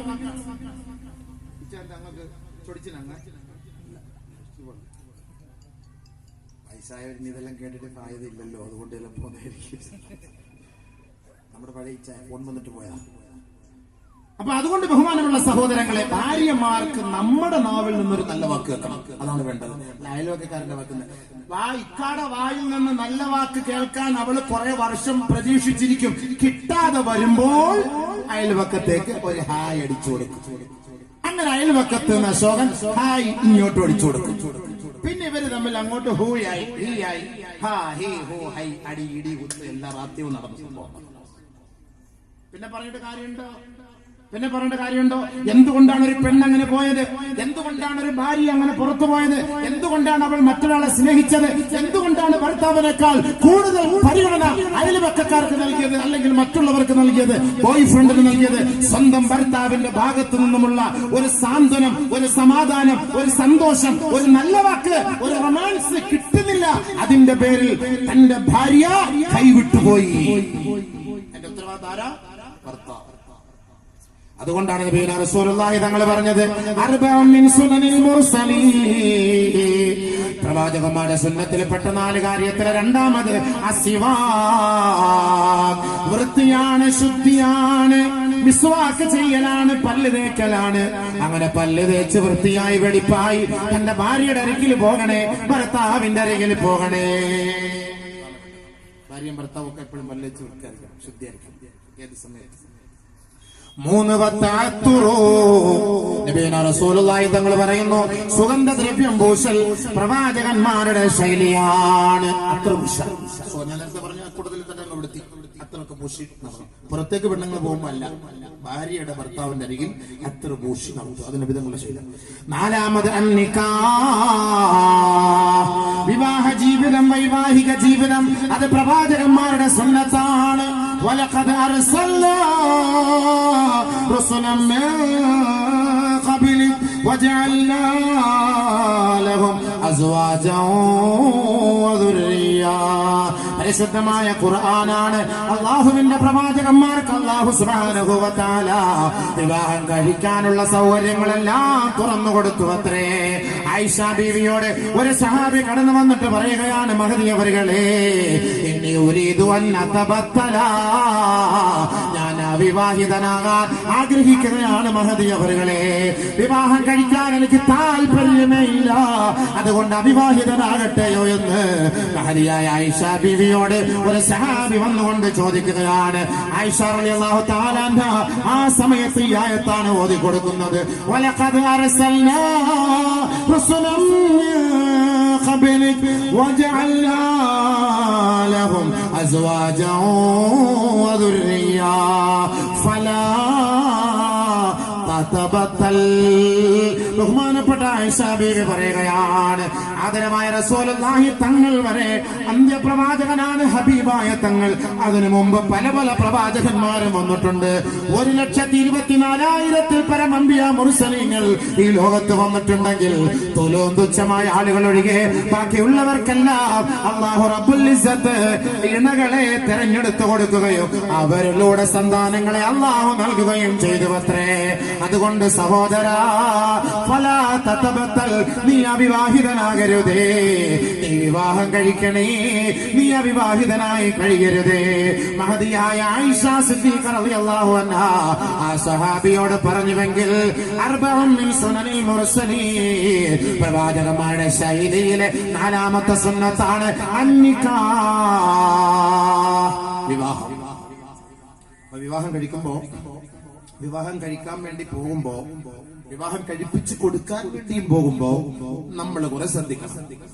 നിക്കാഹും ഒക്കെ നമ്മളിപ്പം നിക്കാഹ് നോക്കുമ്പോ നമ്മൾ കല്യാണം കഴിക്കുന്ന സമയത്ത് ഓന്റെ കുടുംബം അങ്ങനെ ഉണ്ട്, നല്ല സമ്പത്തുണ്ടോ, ഓന്റെ പഠിപ്പ് ഇവിടെ ജോലിയാടാ, ദുബായിൽ ഒരു 5 ഷോപ്പുണ്ട്, കബൂലാക്കിയറിയാവുക, ഓ നിസ്കാരം ഉണ്ടോ, വെള്ളം അടിക്കുന്നതാണ്, കഞ്ചാവ് ചുരുട്ടി വെക്കുന്നതാണ്, അതൊന്നും ഉപ്പ അന്വേഷിക്കാറില്ല. 5 അവന് ഷെബ്ഗ അങ്ങ് ദുബായിലുണ്ട്, അബുദാബിയിലുണ്ട്, 2 സൂപ്പർ മാർക്കറ്റ് ഉണ്ട്, അതിന്റെ ഇതുണ്ട് എന്നൊക്കെ പറയുമ്പോഴത്തേക്ക് പെണ്ണിന്റെ ഉപ്പ വീണ് മാഷാ അല്ലാഹ് തബാറകല്ലാഹ് കബൂലാക്കി. ഇതാണ് നമ്മൾ ഇന്ന് നിക്കാഹിന് വേണ്ടി തെരഞ്ഞെടുക്കുന്നത്. എങ്കിൽ എങ്ങനെ വേണം തെരഞ്ഞെടുക്കാൻ? അന്ന റജുലൻ ജാഅ ഇലാ ജുനൈദ് ബഗ്ദാദി റളിയല്ലാഹു തആല അൻഹു, ഒരാൾ ജുനൈദ് ബഗ്ദാദി റളിയല്ലാഹു അൻഹുവിന്റെ അരികിലേക്ക് കടന്നു വരികയാണ്. ഫഖാല, അദ്ദേഹത്തോട് ചോദിക്കുകയാണ്, ഇന്നലീ ബിന്ത, എനിക്കൊരു മകളുണ്ട്, ഞാൻ അവളെ നല്ലതുപോലെ പിരിച്ചും വെക്കുന്നു, എനിക്ക് നല്ല സ്നേഹമാണ്, എനിക്ക് അവളെ വല്ലാതെ ഇഷ്ടമാണ്. അതുകൊണ്ട് മഹാനവറുകളെ, നല്ല ഒരു കുടുംബത്തിലെ ഒരു വ്യക്തിയെ തെരഞ്ഞെടുത്തു വേണം എനിക്ക് അവളെ വിവാഹം കഴിപ്പിച്ചു കൊടുക്കാൻ. അതുകൊണ്ട് മഹാനവറുകളെ, ഫമൻ തുശീറു ഇലയ്യ, ഒരു വിവാഹം കഴിച്ചു കൊടുക്കാനുള്ള ഒരു വ്യക്തിയെ കുറിച്ചൊന്ന് പരിചയപ്പെടുത്തി തരുവോ? അഭിപ്രായം ചോദിക്കണം. കല്യാണം കഴിക്കാൻ പോകുമ്പോഴേ, മകളെ കെട്ടിച്ചു കൊടുക്കാൻ പോകുമ്പോ ആരോടെങ്കിലും ഇവിടെ അഭിപ്രായം ചോദിക്കണം. ഉസ്താദന്മാരോട്, ഖാദിയാർമാരോട്, അല്ലെങ്കിൽ പരിചയമുള്ളവരോടൊക്കെ പോകുന്ന അഭിപ്രായം ചോദിക്കണം. ഇങ്ങനെയൊക്കെ തിരിച്ചു വെച്ചാൽ കാറ്റടിക്കട്ടെ കുറച്ച്, അത് കാറ്റ് ഈ വീൽ ചെയറൊക്കെ കൊടുക്കാനുള്ളതാണോ? അതെപ്പോഴാ? അത് ലാസ്റ്റ് സമയത്ത് അല്ലേ? നബിയുനാ റസൂലുള്ളാഹി ബഹുമാനപ്പെട്ട ജുനൈദുൽ ബഗ്ദാദി റളിയല്ലാഹു തആല അൻഹു, ജുനൈദുൽ ബഗ്ദാദി റളിയല്ലാഹു തആല അൻഹു അദ്ദേഹത്തോട് പറയുകയാണ്, സൗവിജ് റജുലൻ യത്തഖില്ലാഹ്, നീ വിവാഹം കഴിപ്പിച്ചു കൊടുക്കേണ്ടത് നിന്റെ മകളെ ഒരു വ്യക്തിക്കാണ്. യത്തഖില്ലാഹ്, റബ്ബിനെ ഭയപ്പെടുന്ന വ്യക്തിക്ക് നിന്റെ മകളെ നീ കൈക്ക് പിടിച്ച് ഏൽപ്പിക്കണേ. കണ്ടോ, പറഞ്ഞ വാക്കാണ്, വേറെ ഒന്നും പറഞ്ഞില്ല, സമ്പത്തോ പ്രതാപോ ഒന്നും പറഞ്ഞില്ല. നിന്റെ മകളെ നീ വിവാഹം കഴിപ്പിച്ചു കൊടുക്കേണ്ടത് അള്ളാഹുവിനെ ഭയപ്പെടുകയും സൂക്ഷിക്കുകയും രഹസ്യമായും പരസ്യമായും റബ്ബിനെ സൂക്ഷിക്കുന്ന ഒരു വ്യക്തിക്ക് നിന്റെ മകളെ വിവാഹം കഴിപ്പിച്ചു കൊടുക്കണേ. മഹാനായ ജുനൈദുൽ ബഗ്ദാദി റളിയല്ലാഹു അൻഹു പറഞ്ഞു കൊടുത്തു. എന്നിട്ട് പറഞ്ഞൊരു കാര്യം അറിയോ? അങ്ങനെ കല്യാണം കഴിപ്പിച്ചു കൊടുത്താൽ കിട്ടുന്ന ഗുണം എന്താ? അങ്ങനെ വിവാഹം കഴിപ്പിച്ചു കൊടുത്താൽ ഉണ്ടായ ഗുണമെന്താ? ഇൻ അഹബ്ബഹാ അക്റമഹാ വഇൻ കരിഹാ ലം യളിംഹാ.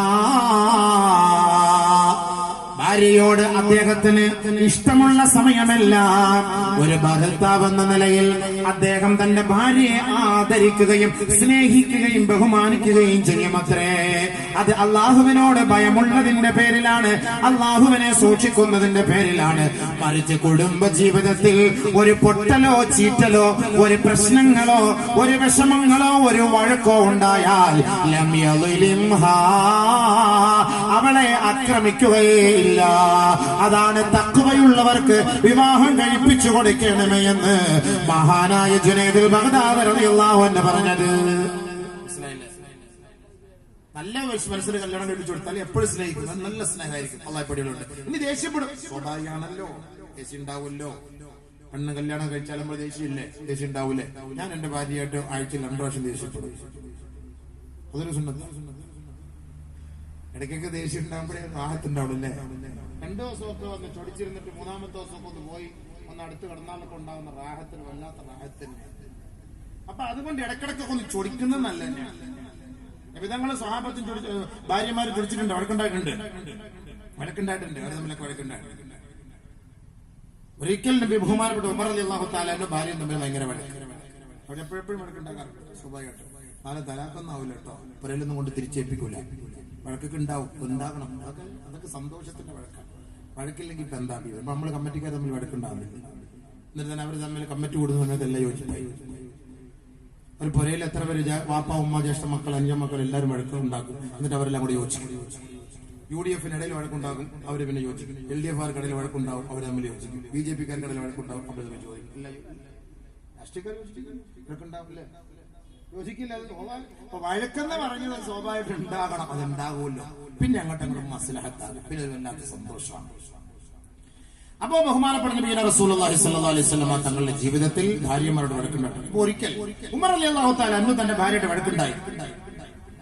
വഴക്കുണ്ടായ സമയത്ത് ഉമർ റളിയല്ലാഹു തആല അൻഹുവിന്റെ ഭാര്യ ഉമർ റളിയല്ലാഹുവിനോട് കയർത്ത് സംസാരിച്ചു, ഗൗരവത്തോടുകൂടി ദേഷ്യപ്പെട്ട് സംസാരിച്ചു. ഉമർ റളിയല്ലാഹുവിന് ആരാ സാധനം അറിയില്ല. ശൈത്താൻ പോലും ഉമർ കാസർഗോഡ് ഇങ്ങോട്ട് വരുന്നെന്ന് കണ്ടാൽ ശൈത്താൻ വേറെ വഴി കൂടെ പോകുള്ളൂ, അങ്ങോട്ടേക്ക് ഈ വഴി കൂടെ പോകില്ല, നേരെ പോലെ വേറെ വഴിയിൽ ചാടിയിട്ട് പോകും എന്ന് പറഞ്ഞതുപോലെ ബഹുമാനപ്പെട്ട ഉമർ റളിയല്ലാഹു തആല അൻഹുവിനോട് കയർത്ത് സംസാരിച്ചു. ഉമറിന്റെ ഭാര്യ ഒരിക്കൽ ഉമറിനോട് കയർത്ത് സംസാരിച്ചപ്പോ ഉമർ റളിയല്ലാഹു തആല ചോദിക്കുകയാണ്, അതുറാജിഉനി യാ ലുഖാ,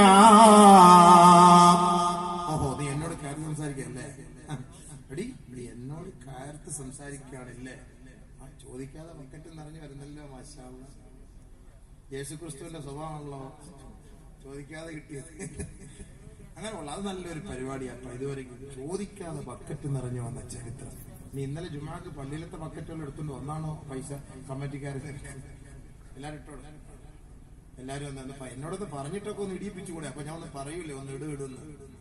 അതാണ് പ്രസംഗത്തിന് ബുദ്ധിമുട്ടുണ്ടാകണ്ടെന്ന് ഓർത്തിട്ട്. നല്ല കുട്ടികൾ ഈ പൂർവ്വ OSR ആവാതിരുന്നുള്ള 6 ആയിരുന്നെങ്കിൽ വയറ്റിളക്കത്തിന് മരുന്നായി മാറിയാണ്.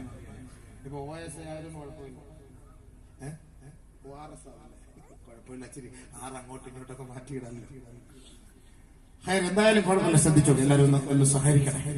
നമ്മുടെ ഭാര്യയുടെ ചൊടിച്ചിൽ മാറാനും ഭർത്താവിന്റെ ചൊടിപ്പ് മാറാനും ഇടങ്ങേറുകൾ മാറാനും മുസ്ലിമത്തിൽ മാറാനും നല്ലൊരു കുടുംബജീവിതവും സന്തോഷവും ഒക്കെ കിട്ടാൻ വേണ്ടി നല്ല നെയ്യത്തോടുകൂടി എല്ലാവരും പോക്കറ്റിൽ ഒരു കൈ എടുത്ത് തടസ്സം അതിൽ നിന്ന് വരിയെടുക്കല്ല, അതിലോട്ട് ഇട്ടതും കിട്ടാതെ അതിൽ നിന്ന് തിരിച്ചെടുക്കാൻ നിൽക്കേണ്ട. സംഭവം വീണതങ്ങ് വീണട്ടെ, കബറിൽ വെച്ചിട്ട് പിന്നെ തിരിച്ചെടുക്കൂല. എടുക്കുവോ? അങ്ങോട്ട് ബക്കറ്റ് അവരുടെ കയ്യിൽ അങ്ങോട്ട് കൊടുത്തിട്ട് അത് പുറകോട്ട് അങ്ങോട്ടും സ്ഥിരമുള്ളകത്ത് കൊടുത്തില്ലേ? കൊടുത്തില്ല. സഹോദരിമാരിലും ആരില്ല, ബാധിലുണ്ടോ? എവിടെയാ? ആരെ കാണുന്നില്ലല്ലോ. സംഭവം എല്ലാം ഉണ്ട്. പോയില്ല. ഞാൻ ഇല്ലെന്ന് ഓർത്ത് എങ്ങനെയൊക്കെ പ്രശ്നിച്ചു, ഇല്ലെന്ന് അറിഞ്ഞില്ല. സംഭവം ഉണ്ട്. മറ്റേ നമ്മള് നായന്മാർ പോലെ പ്രസംഗിച്ചപ്പോ ഞാൻ കാണാറുണ്ട് അങ്ങനെ ബാക്ക് സൈഡിൽ. ഇവിടെ അങ്ങനെ കാണാത്തത് കൊണ്ട് എല്ലാം ഉണ്ട് സംഭവം. പടച്ചവനെ പെണ്ണുങ്ങൾക്ക് എന്നപ്പോ പെണ്ണുങ്ങൾക്ക് നല്ല പിരിച്ചം ഉണ്ടാവല്ലോ. പെണ്ണുങ്ങൾക്ക് സപ്പോർട്ട് ചെയ്തില്ല പ്രസംഗിച്ചല്ല അല്ലേ? മാഷാ അല്ലാഹ്. എല്ലാരും നാളെ എനിക്ക് നല്ലൊരു സംഭാവന കൊണ്ടുപോകാം. അങ്ങോട്ട് പോകുന്ന വേണ്ടി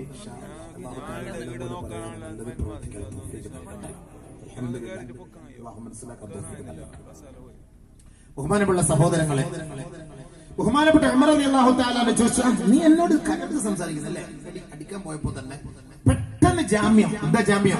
ഇന്ന അസ്വാജ റസൂലുള്ളാഹി സ്വല്ലല്ലാഹു അലൈഹി വസല്ലമ യുറാജിഉനഹു യൗമൻ ഇലൽ ലൈൽ വഹുവ ഖൈറും മിൻകാ. നബിയുനാ റസൂലുള്ളാഹി സ്വല്ലല്ലാഹു അലൈഹി വസല്ലമ തങ്ങളുടെ ഭാര്യമാർ രാവിലെ മുതൽ വൈകിട്ട് വരെ നബി തങ്ങളോട് ദേഷ്യപ്പെട്ട് കയർത്ത് സംസാരിക്കുകയും ഹബീബ റസൂലിനോട് സംസാരിക്കാതെ മിണ്ടാതിരിക്കുകയും ചെയ്യുമല്ലോ.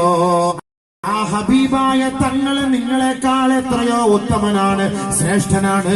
പിന്നെയാണോ ഉമരേ നിങ്ങളെന്ന് ബഹുമാനപ്പെട്ട ഉമർ റളിയല്ലാഹു അൻഹുവിന്റെ ഭാര്യ ഉമറിനോട് ചോദിച്ചപ്പോ ഉമർ റളിയല്ലാഹു തആല അൻഹുവിന് പെട്ടെന്ന് ചിന്ത വന്നു പോയത് ഉമറിന്റെ മകൾ ഹഫ്സ റളിയല്ലാഹു തആല അൻഹാ നബിയുനാ റസൂലുള്ളാഹി തങ്ങളുടെ ഭാര്യയായിരുന്നു. എന്റെ മകൾ ഹഫ്സ നബി തങ്ങളോട് കയർത്ത് സംസാരിക്കുന്നു. എന്താ ഈ കേൾക്കുന്നത്? ഭാര്യയെ വിട്ടിട്ട് നേരെ ഓടി തന്റെ മകളെ സഹായിക്കാൻ. ഉണ്ടോ? തന്റെ മകളെ സഹായിക്കാൻ നേരെ ഓടി. തന്റെ വഴക്കല്ല, ഭാര്യ ഭർത്താന്നുള്ള വഴക്ക് വിട്ടിട്ട് കല്യാണം കഴിപ്പിച്ച് വിട്ട വീട്ടിൽ മരുമകനും മോളുമായിട്ട് ഭയങ്കര വഴക്ക്. അത് ശരിയാക്കാൻ വേണ്ടി, മസ്ലഹത്താക്കാൻ വേണ്ടി ഓടി. റളിയല്ലാഹു തആല അൻഹു ബഹുമാനപ്പെട്ട ഹഫ്സ ബിയുടെ അരികിലേക്ക് പോയിട്ട് പറയുകയാണ്, യാ ഹഫ്സ ലാ തഗ്തറി ബിബ്നതി ഇബ്നി അബി ഖുഹാഫ ഫഇന്നഹാ ഹിബ്ബു റസൂലില്ലാഹ്.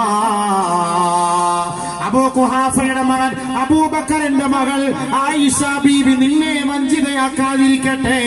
ആയിഷ ബീവി നബി തങ്ങളോട് കയർത്ത് സംസാരിക്കുന്നത് കൊണ്ട് മകളെ ഹഫ്സ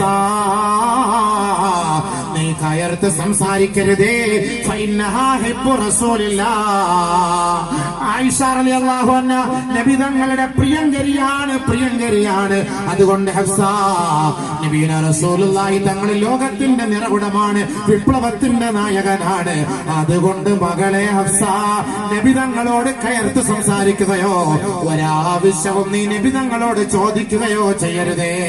നിനക്ക് ആവശ്യമുള്ളത് ഈ ഉപ്പ ജീവിച്ചിരിക്കുന്നിടത്തോളം കാലം എന്നോട് ചോദിക്കണേ. ഹബീബായ തങ്ങളെ വേദനിപ്പിക്കരുതേ മകളെ ഹഫ്സ.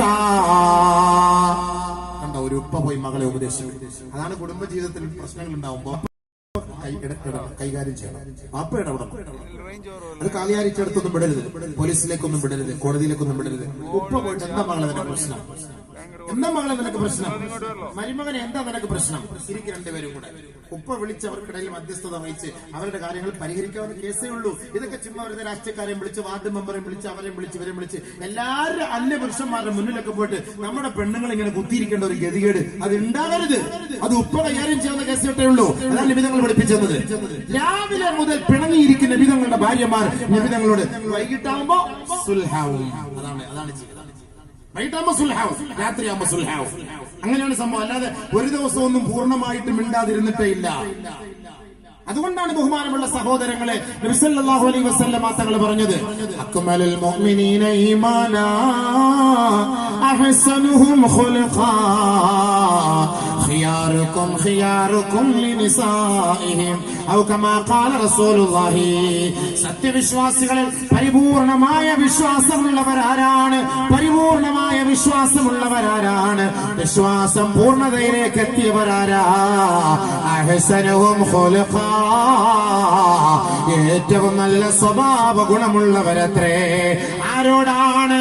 നാട്ടുകാരോടല്ല, വീട്ടുകാരോടാണോ, കുടുംബക്കാരോടാണോ, രാഷ്ട്രീയക്കാരോടാണോ, മക്കളോടാണോ, മാതാപിതാക്കളോടാണോ?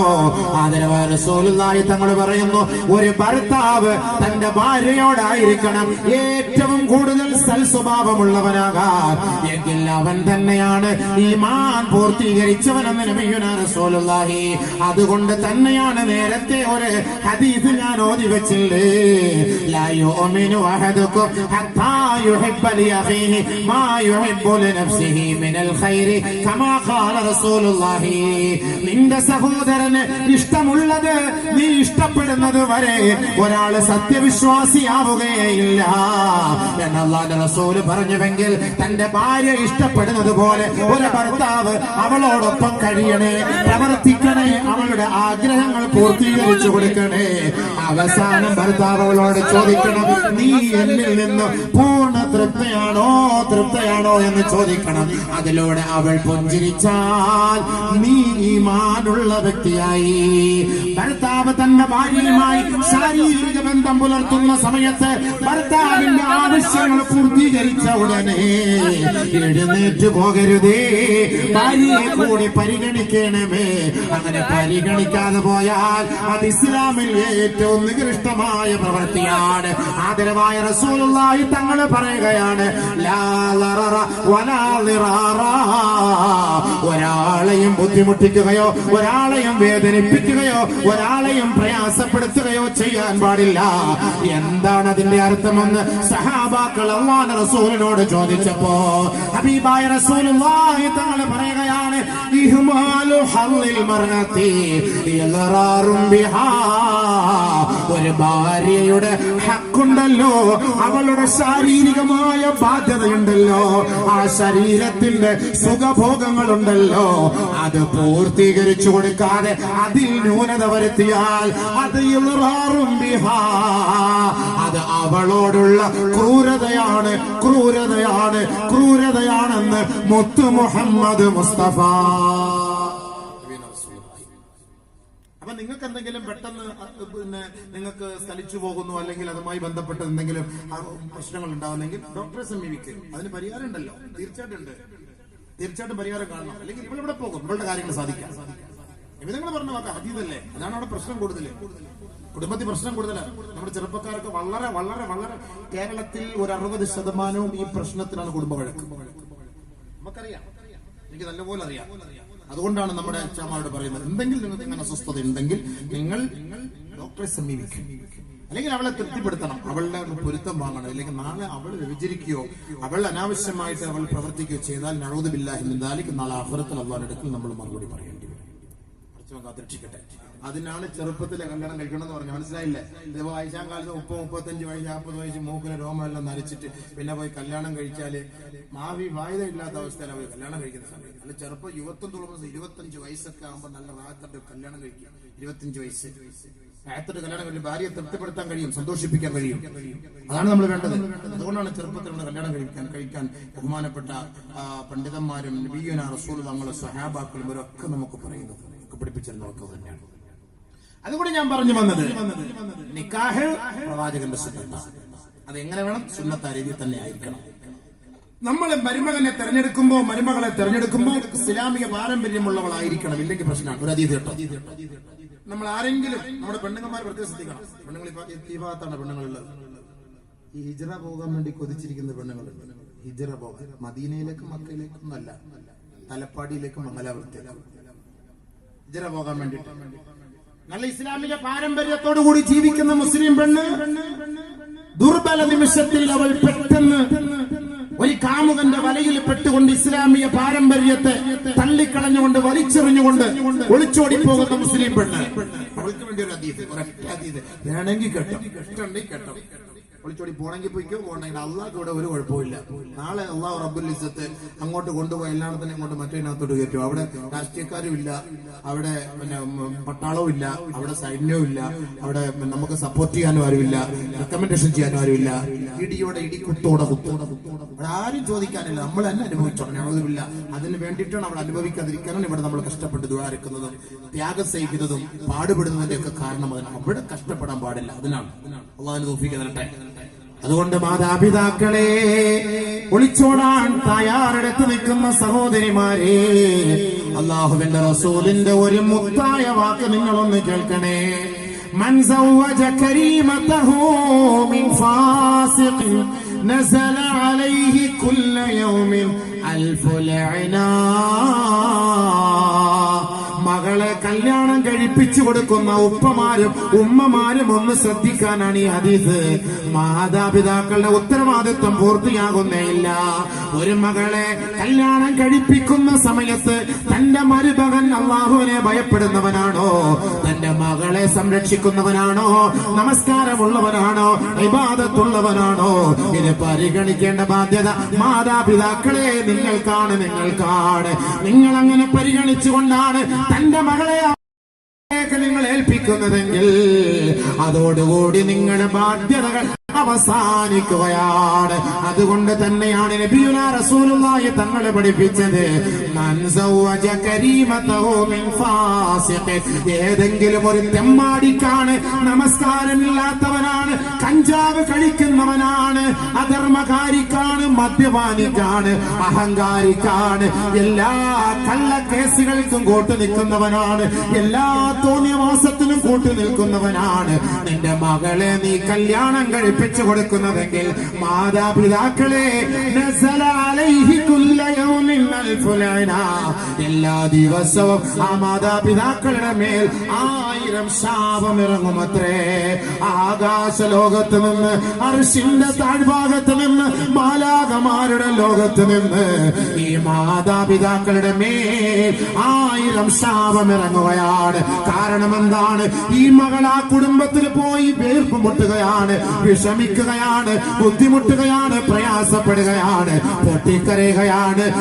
ഈ പുതിയ ആപ്പിളയെ കൊണ്ടുള്ള ബുദ്ധിമുട്ടാൽ, വെള്ളമടിച്ചിട്ട് വരുന്ന തന്റെ ഭർത്താവിന്റെ രോദനത്താൽ, തന്റെ ഭർത്താവിന്റെ വിഷമത്താൽ, തന്റെ ഭർത്താവിന്റെ ദുഷിച്ച ശീലത്തിന്റെ കാരണത്താൽ ഈ മകള് വല്ലാണ്ട് ഖേദിക്കുകയാണ്, ദുഃഖിക്കുകയാണ്. ആ കണ്ണുനീര് പോയി പതിക്കുന്നത് ഉപ്പ നിങ്ങളുടെ മേലാണ്, നിങ്ങളുടെ നെഞ്ചിലാണ്, ഉമ്മ നിന്റെ വയറ്റിലാണ് ആ പൊന്നുമോളുടെ കണ്ണുനീര് വന്ന് വീഴുക. കാരണമെന്തേ? കാരണമെന്തേ? മകളെല്ലാം അടക്കി പിടിക്കുകയാണ്. തന്റെ ഭർത്താവിന്റെ വേദന, തന്റെ ഭർത്താവിന്റെ പീഡനം, തന്റെ ഭർത്താവിന്റെ ദുഷിച്ച സ്വഭാവങ്ങളെല്ലാം ആരോടും പറയാതെ ആ പൊന്നുമോള് ഒളിപ്പിച്ചു വെക്കുകയാണ്. കാരണം എന്താണ്? എന്റെ ഉപ്പ ത്യാഗം സഹിച്ചെന്നെ കല്യാണം കഴിപ്പിച്ചയച്ചതാണ്. സുഖമില്ലാത്ത എന്റെ ഉപ്പ വർഷങ്ങളോളം വിദേശത്ത് ജോലി ചെയ്ത് ഷുഗറും പ്രഷറും കൊണ്ട് തീരാ ദുഃഖം അനുഭവിക്കുന്ന എന്റെ ഉപ്പ എന്നെ വിവാഹം കഴിപ്പിച്ചയച്ചിട്ട് ഇനി എന്റെ ഭർത്താവിന്റെ കുറ്റവും കുറവും പറഞ്ഞ് എന്റെ ഉപ്പയെ വേദനിപ്പിക്കാനോ എന്റെ ഉമ്മയെ ബുദ്ധിമുട്ടിക്കാനോ ഞാൻ തയ്യാറേ അല്ല. അതുകൊണ്ട് എന്റെ ഇക്ക അതെത്ര മോശക്കാരനാകട്ടെ, ആ ഇക്കായുടെ ദുഷിച്ച സ്വഭാവം അല്ലാ നിനക്ക് വേണ്ടി ഞാൻ സഹിക്കുകയാ. ആ പൊന്നുമോളുടെ വേദനയും കണ്ണുനീരും മാതാപിതാക്കളെ നസല അലൈഹി കുല്ല യൗമിൻ അൽഫ മറ, 1000 പ്രാവശ്യമായി നിങ്ങളുടെ നെഞ്ചിലേക്ക് ഇറങ്ങിക്കൊണ്ടിരിക്കുകയാണ്. മാത്രമല്ല മാതാപിതാക്കളെ വലാ യസ്അദു അമലുഹു ഇല സമാ, നിങ്ങളുടെ നമസ്കാരങ്ങളോ, നിങ്ങളുടെ നോമ്പോ, നിങ്ങളുടെ ഖുർആൻ പാരായണങ്ങളോ, നിങ്ങളുടെ ഇബാദത്തുകളോ ആകാശ ലോകത്തേക്ക് ഉയരുകയേ ഇല്ല, തീർന്നില്ല. വലാ യഖ്ബലു മിൻഹു സർഫുൻ വലാ അദ്ലുൻ, അവന്റെ സുന്നത്തോ ഫർളോ ആയ ഒരു നന്മ പോലും, ഒരു കടുക് മണിയുടെ അളവ് തൂക്കം പോലും അല്ലാഹു സ്വീകരിക്കുകയേ ഇല്ല എന്ന് നബിയുനാ ഹബീബുനാ റസൂലുള്ളാഹി. മനസ്സിലായോ? മകളെ കല്യാണം ഓർക്കണേ, തന്റെ മകളെ വിവാഹം കഴിപ്പിക്കുന്ന സമയത്ത് നല്ല ഒരു മരുമകനെ തെരഞ്ഞെടുക്കേണ്ട ബാധ്യത അത് വാപ്പാടെ ബാധ്യതയാണ്, അത് കുടുംബക്കാരുടെ ബാധ്യതയാണ്. അല്ലാതെ ചുമ്മാ കുറെ പൈസക്കാരനെ തന്നെ, പൈസക്കാരനൊക്കെ ഇഷ്ടം പോലെ കിട്ടും. കഞ്ചാവ് കച്ചവടം ചെയ്യുന്നവർ നല്ല പൈസക്കാരനാണ്, കള്ള കച്ചവടം ചെയ്യുന്നവർ നല്ല പൈസക്കാരനാണ്. അവനും ചുമ്മാ നിസ്കരിക്കാൻ വരും, നിസ്കരിക്കാനും വരും. കാരണം എന്തിനാ സംഭവം? അവൻ കഞ്ചാവ് കച്ചവടക്കാരനെന്ന് അറിയാതിരിക്കാൻ വേണ്ടി. നിനക്ക് പറഞ്ഞിട്ട് കാര്യമില്ലല്ലോ. അവന് കൊണ്ടുപോയിട്ട് നമ്മുടെ മകളെ കല്യാണം കഴിപ്പിച്ചു കൊടുക്കാൻ പറ്റുമോ?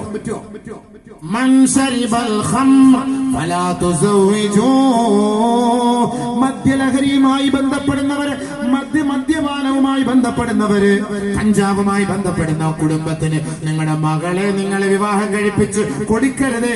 ആ കുടുംബത്തിൽ നിന്ന് നിങ്ങൾ വിവാഹം എടുക്കരുത്. ഹബീബുനാ റസൂലുള്ളാഹി. ശ്രദ്ധിക്കണ്ടേ? അപ്പൊ വാപ്പാക്കും ഇറങ്ങുന്നതിന്റെ ശിക്ഷ, ഉമ്മാക്കും ഇറങ്ങുന്നതിന്റെ ശിക്ഷ. മകളെ കൊണ്ടുപോയിട്ട് ഏതെങ്കിലും പടുകുഴിയിൽ കൊണ്ട് ചാടിച്ചാൽ അവളൊന്നും വിട്ടൂല. അവൾക്കുണ്ടാകുന്ന വിഷമം അവള് ഹൃദയത്തിൽ ഒതുക്കി വെച്ച് രാത്രി ഉറങ്ങുന്ന നേരത്ത് പൊട്ടിക്കരയും കണ്ണുനീരോടെ. ഉപ്പടുത്ത് പറയാൻ മനസ്സ് വരുന്നില്ല. എനിക്ക് എതിയില്ലാതെ വരും. ഉമ്മയോട് വന്ന് പറയും. ഉമ്മ പറയും, പോട്ടമോളെ വാപ്പ നിനക്കറിയാലോ വാപ്പാടെ അവസ്ഥ, വാപ്പ എന്തൊക്കെ ആശ്രയിച്ചിട്ടുണ്ടായി. നമ്മുടെ വിധിയാ മകളെ, നമ്മുടെ വിധിയാ മകളെ. അല്ലാണ്ട് നീ അനുഭവിക്കണം. അല്ല നമ്മൾ എന്താ ചെയ്യാം? ചുമ്മാ വിധിയാന്ന് റോഡിന്റെ സൈഡിൽ കൂടെ ഫാസ്റ്റ് പാസഞ്ചർ പോകുമ്പോൾ നടുക്കോട്ട് കയറിയുന്നുണ്ട്. അള്ളാന്റെ വിധിയാന്ന് പറയാമോ? വണ്ടി ഇടിച്ച് അള്ളാന്റെ വിധിയായി, അള്ളാന്റെ വിധിയ.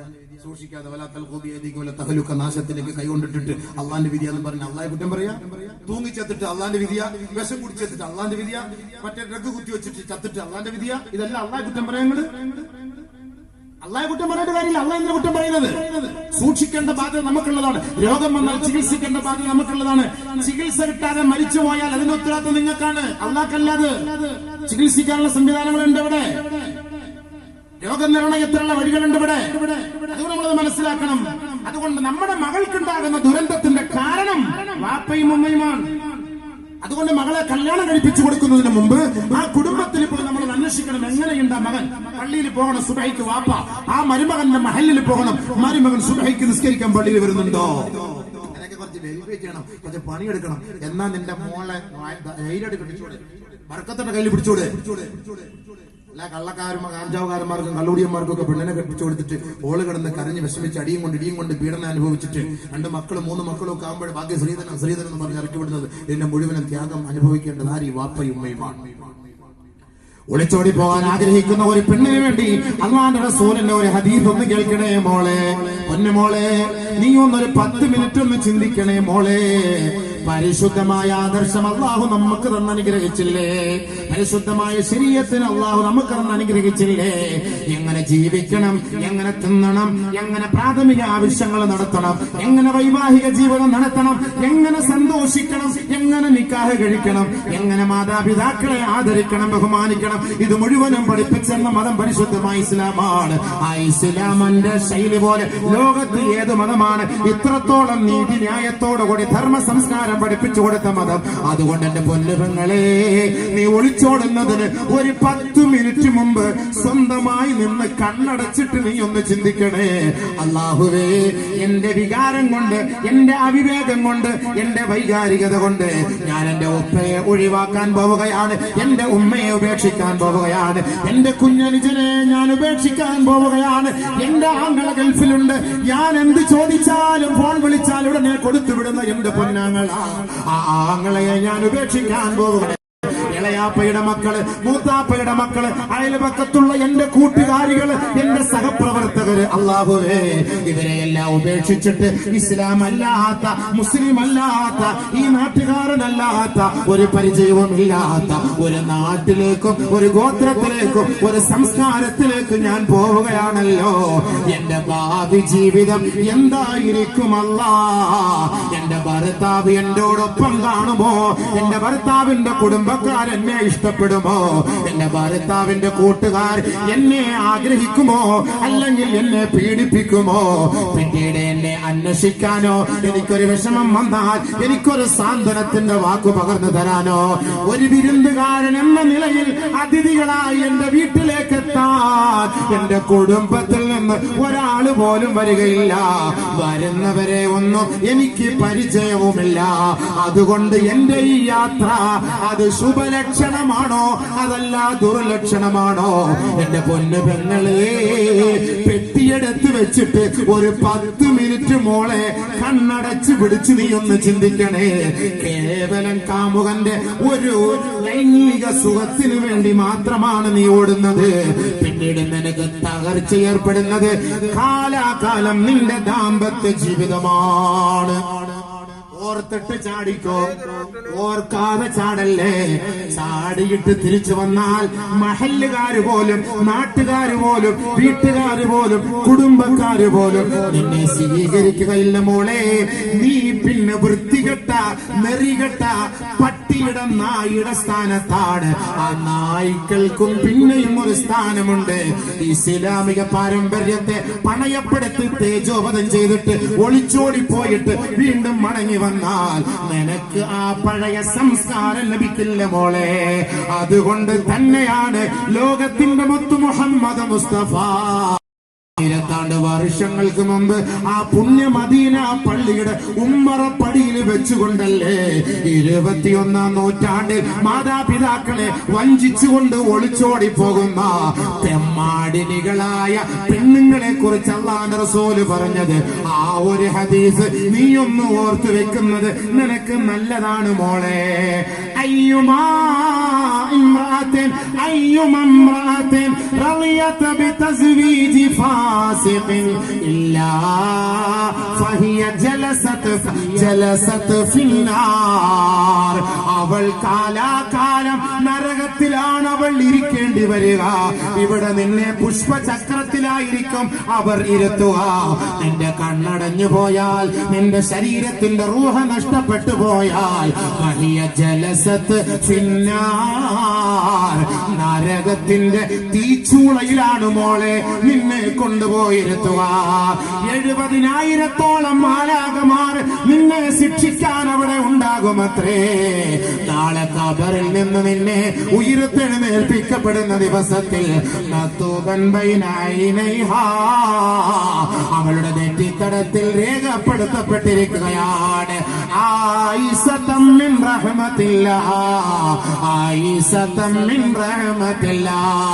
അല്ലാഹുവിന്റെ കാരുണ്യത്തിൽ നിന്ന്, അവന്റെ റഹ്മത്തിൽ നിന്ന്, അവന്റെ അർശിന്റെ തണലിൽ നിന്ന്, അല്ലാഹുവിന്റെ റസൂലിന്റെ മുബാറക്കായ കൈ കൊണ്ട് കുടിക്കേണ്ട ആ ഹൗദുൽ കൗസറിന്റെ വെള്ളത്തിൽ നിന്ന് പെണ്ണേ നീ ഒഴിവാണ് മോളെ, ഒഴിവാണ് മോളെ.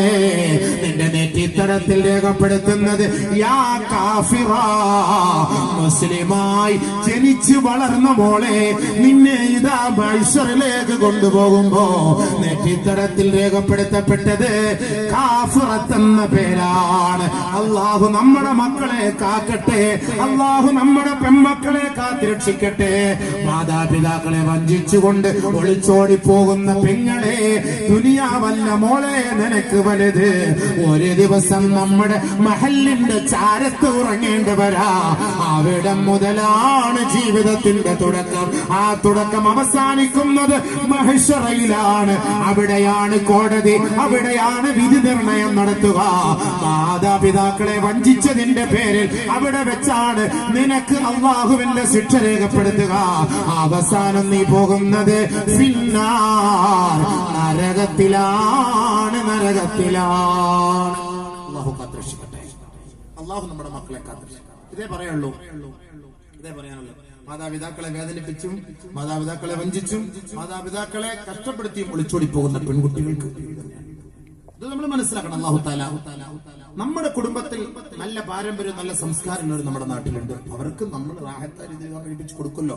ഇത്ര വെപ്രാളെന്ത് സമയമായിട്ട് എനിക്കൊക്കെ ഇത്ര ആക്രാന്തം ഒളിച്ചോടി പോയി ഇത്ര മുട്ടിരിക്കണം സംഭവം ഓടാൻ വേണ്ടിട്ട്.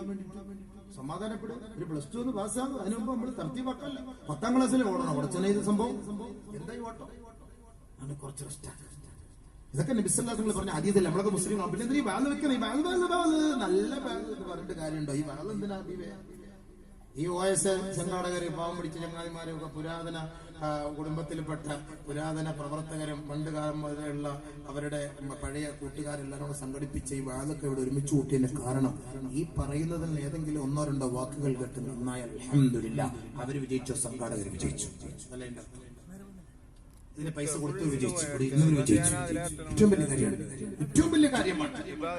അതുകൊണ്ട് ഹലാലായ നിലയിലെ നിക്കാഹ് നടത്തുക, അതാണ് വേണ്ടത്. വാപ്പാന്റെ ഉമ്മാന്റെ പൊരുത്തമില്ലാത്ത നിക്കാഹ് അള്ളാഹ്ക്ക് വേണ്ട, റസൂലുള്ളാഹിക്കും വേണ്ട. أيما امرأة نكحت بغير إذن وليها فنكاحها باطل فنكاحها باطل فنكاحها باطل كما قال رسول الله. മാതാപിതാക്കളുടെ പൊരുത്തമില്ലാതെ, അനുവാദമില്ലാതെ ആരെങ്കിലും സ്വമേധയാ നിക്കാഹ് കഴിക്കാൻ ആഗ്രഹിച്ചാൽ അവരുടെ നിക്കാഹ് അസാധുവാണ്, അസാധുവാണ്, അസാധുവാണ്. അവര് പിന്നെ നടത്തുന്നത് വ്യഭിചാരമാണ്, വ്യഭിചാരമാണ്, വ്യഭിചാരമാണ്. ഓരോ വ്യഭിചാരത്തിനും മൂലത്തിൽ കമ്പി ഒഴിപ്പിച്ചു വയ്ക്കും. ഓരോ പ്രാവശ്യം വിചാരത്തിന് മൊത്തത്തിലല്ല, ഓരോ പ്രാവശ്യം, ഓരോ പ്രാവശ്യം, ഓരോ വർഷം. കല്യാണം കഴിച്ച് ഇത്ര വർഷം വരെ വ്യഭിചരിച്ചാൽ അത്രയും വർഷത്തിനനുസരിച്ചുള്ള ശിക്ഷ അനുഭവിക്കണം. അള്ളാഹു നമ്മളെ ആ മോശമായ സ്വഭാവത്തിൽ നിന്ന് കാത്തുരക്ഷിക്കുമാറാകട്ടെ, കാത്തുരക്ഷിക്കുമാറാകട്ടെ, കാത്തുരക്ഷിക്കുമാറാകട്ടെ. അള്ളാഹു നമ്മളെ സഹായിക്കുമാറാകട്ടെ, രക്ഷപ്പെടുത്തുമാറാകട്ടെ. അതുകൊണ്ട് നമ്മൾ നല്ലപോലെ മനസ്സിലാക്കേണ്ട ഹലാല എന്നുള്ള നിക്കാഹ് നബീന റസൂലുള്ളാഹി തങ്ങളുടെ സുന്നത്താണ്. നമ്മൾ കല്യാണം കഴിപ്പിച്ചു കൊടുക്കുമ്പോൾ ആരെ വേണം? നല്ല പെണ്ണുങ്ങളെ തെരഞ്ഞെടുക്കണം. നമ്മൾ പെണ്ണ് കെട്ടാൻ പോകുമ്പോഴും നല്ല പെണ്ണിനെ തെരഞ്ഞെടുക്കണം. കല്യാണം കഴിക്കാൻ പോകുമ്പോൾ ഒരാള് സുഫിയാൻ സൗറി റളിയല്ലാഹു അൻഹു അരികിലേക്ക് പരാതിയായിട്ട് വന്നു. അവളൊക്കെ പെണ്ണ് കെട്ടാൻ നോക്കുമ്പോൾ കുടുംബം എങ്ങനെയുണ്ട്, ഗോത്രം എങ്ങനെയുണ്ട്, ഇതൊക്കെ നമ്മൾ നോക്കാറുണ്ട്. സമയമായോ നിർത്തണ്ടേ? ഇന്നലത്തെ സമയമായ അതരെ ഒരു 10 മിനിറ്റ് സംസാരിക്കാമല്ലോ. ഒരു 10 മിനിറ്റ് കൂടെ. അപ്പൊ ആണിനെ തെരഞ്ഞെടുക്കുന്നതല്ലേ, പെണ്ണിനെ തെരഞ്ഞെടുക്കുന്നത് 10 മിനിറ്റ്. ഇനി വേറെ എന്തൊക്കെ കൊടുക്കണ്ടേ? നമ്മ പോയിട്ട് വേണം പിന്നെ മഴ പെയ്യാൻ.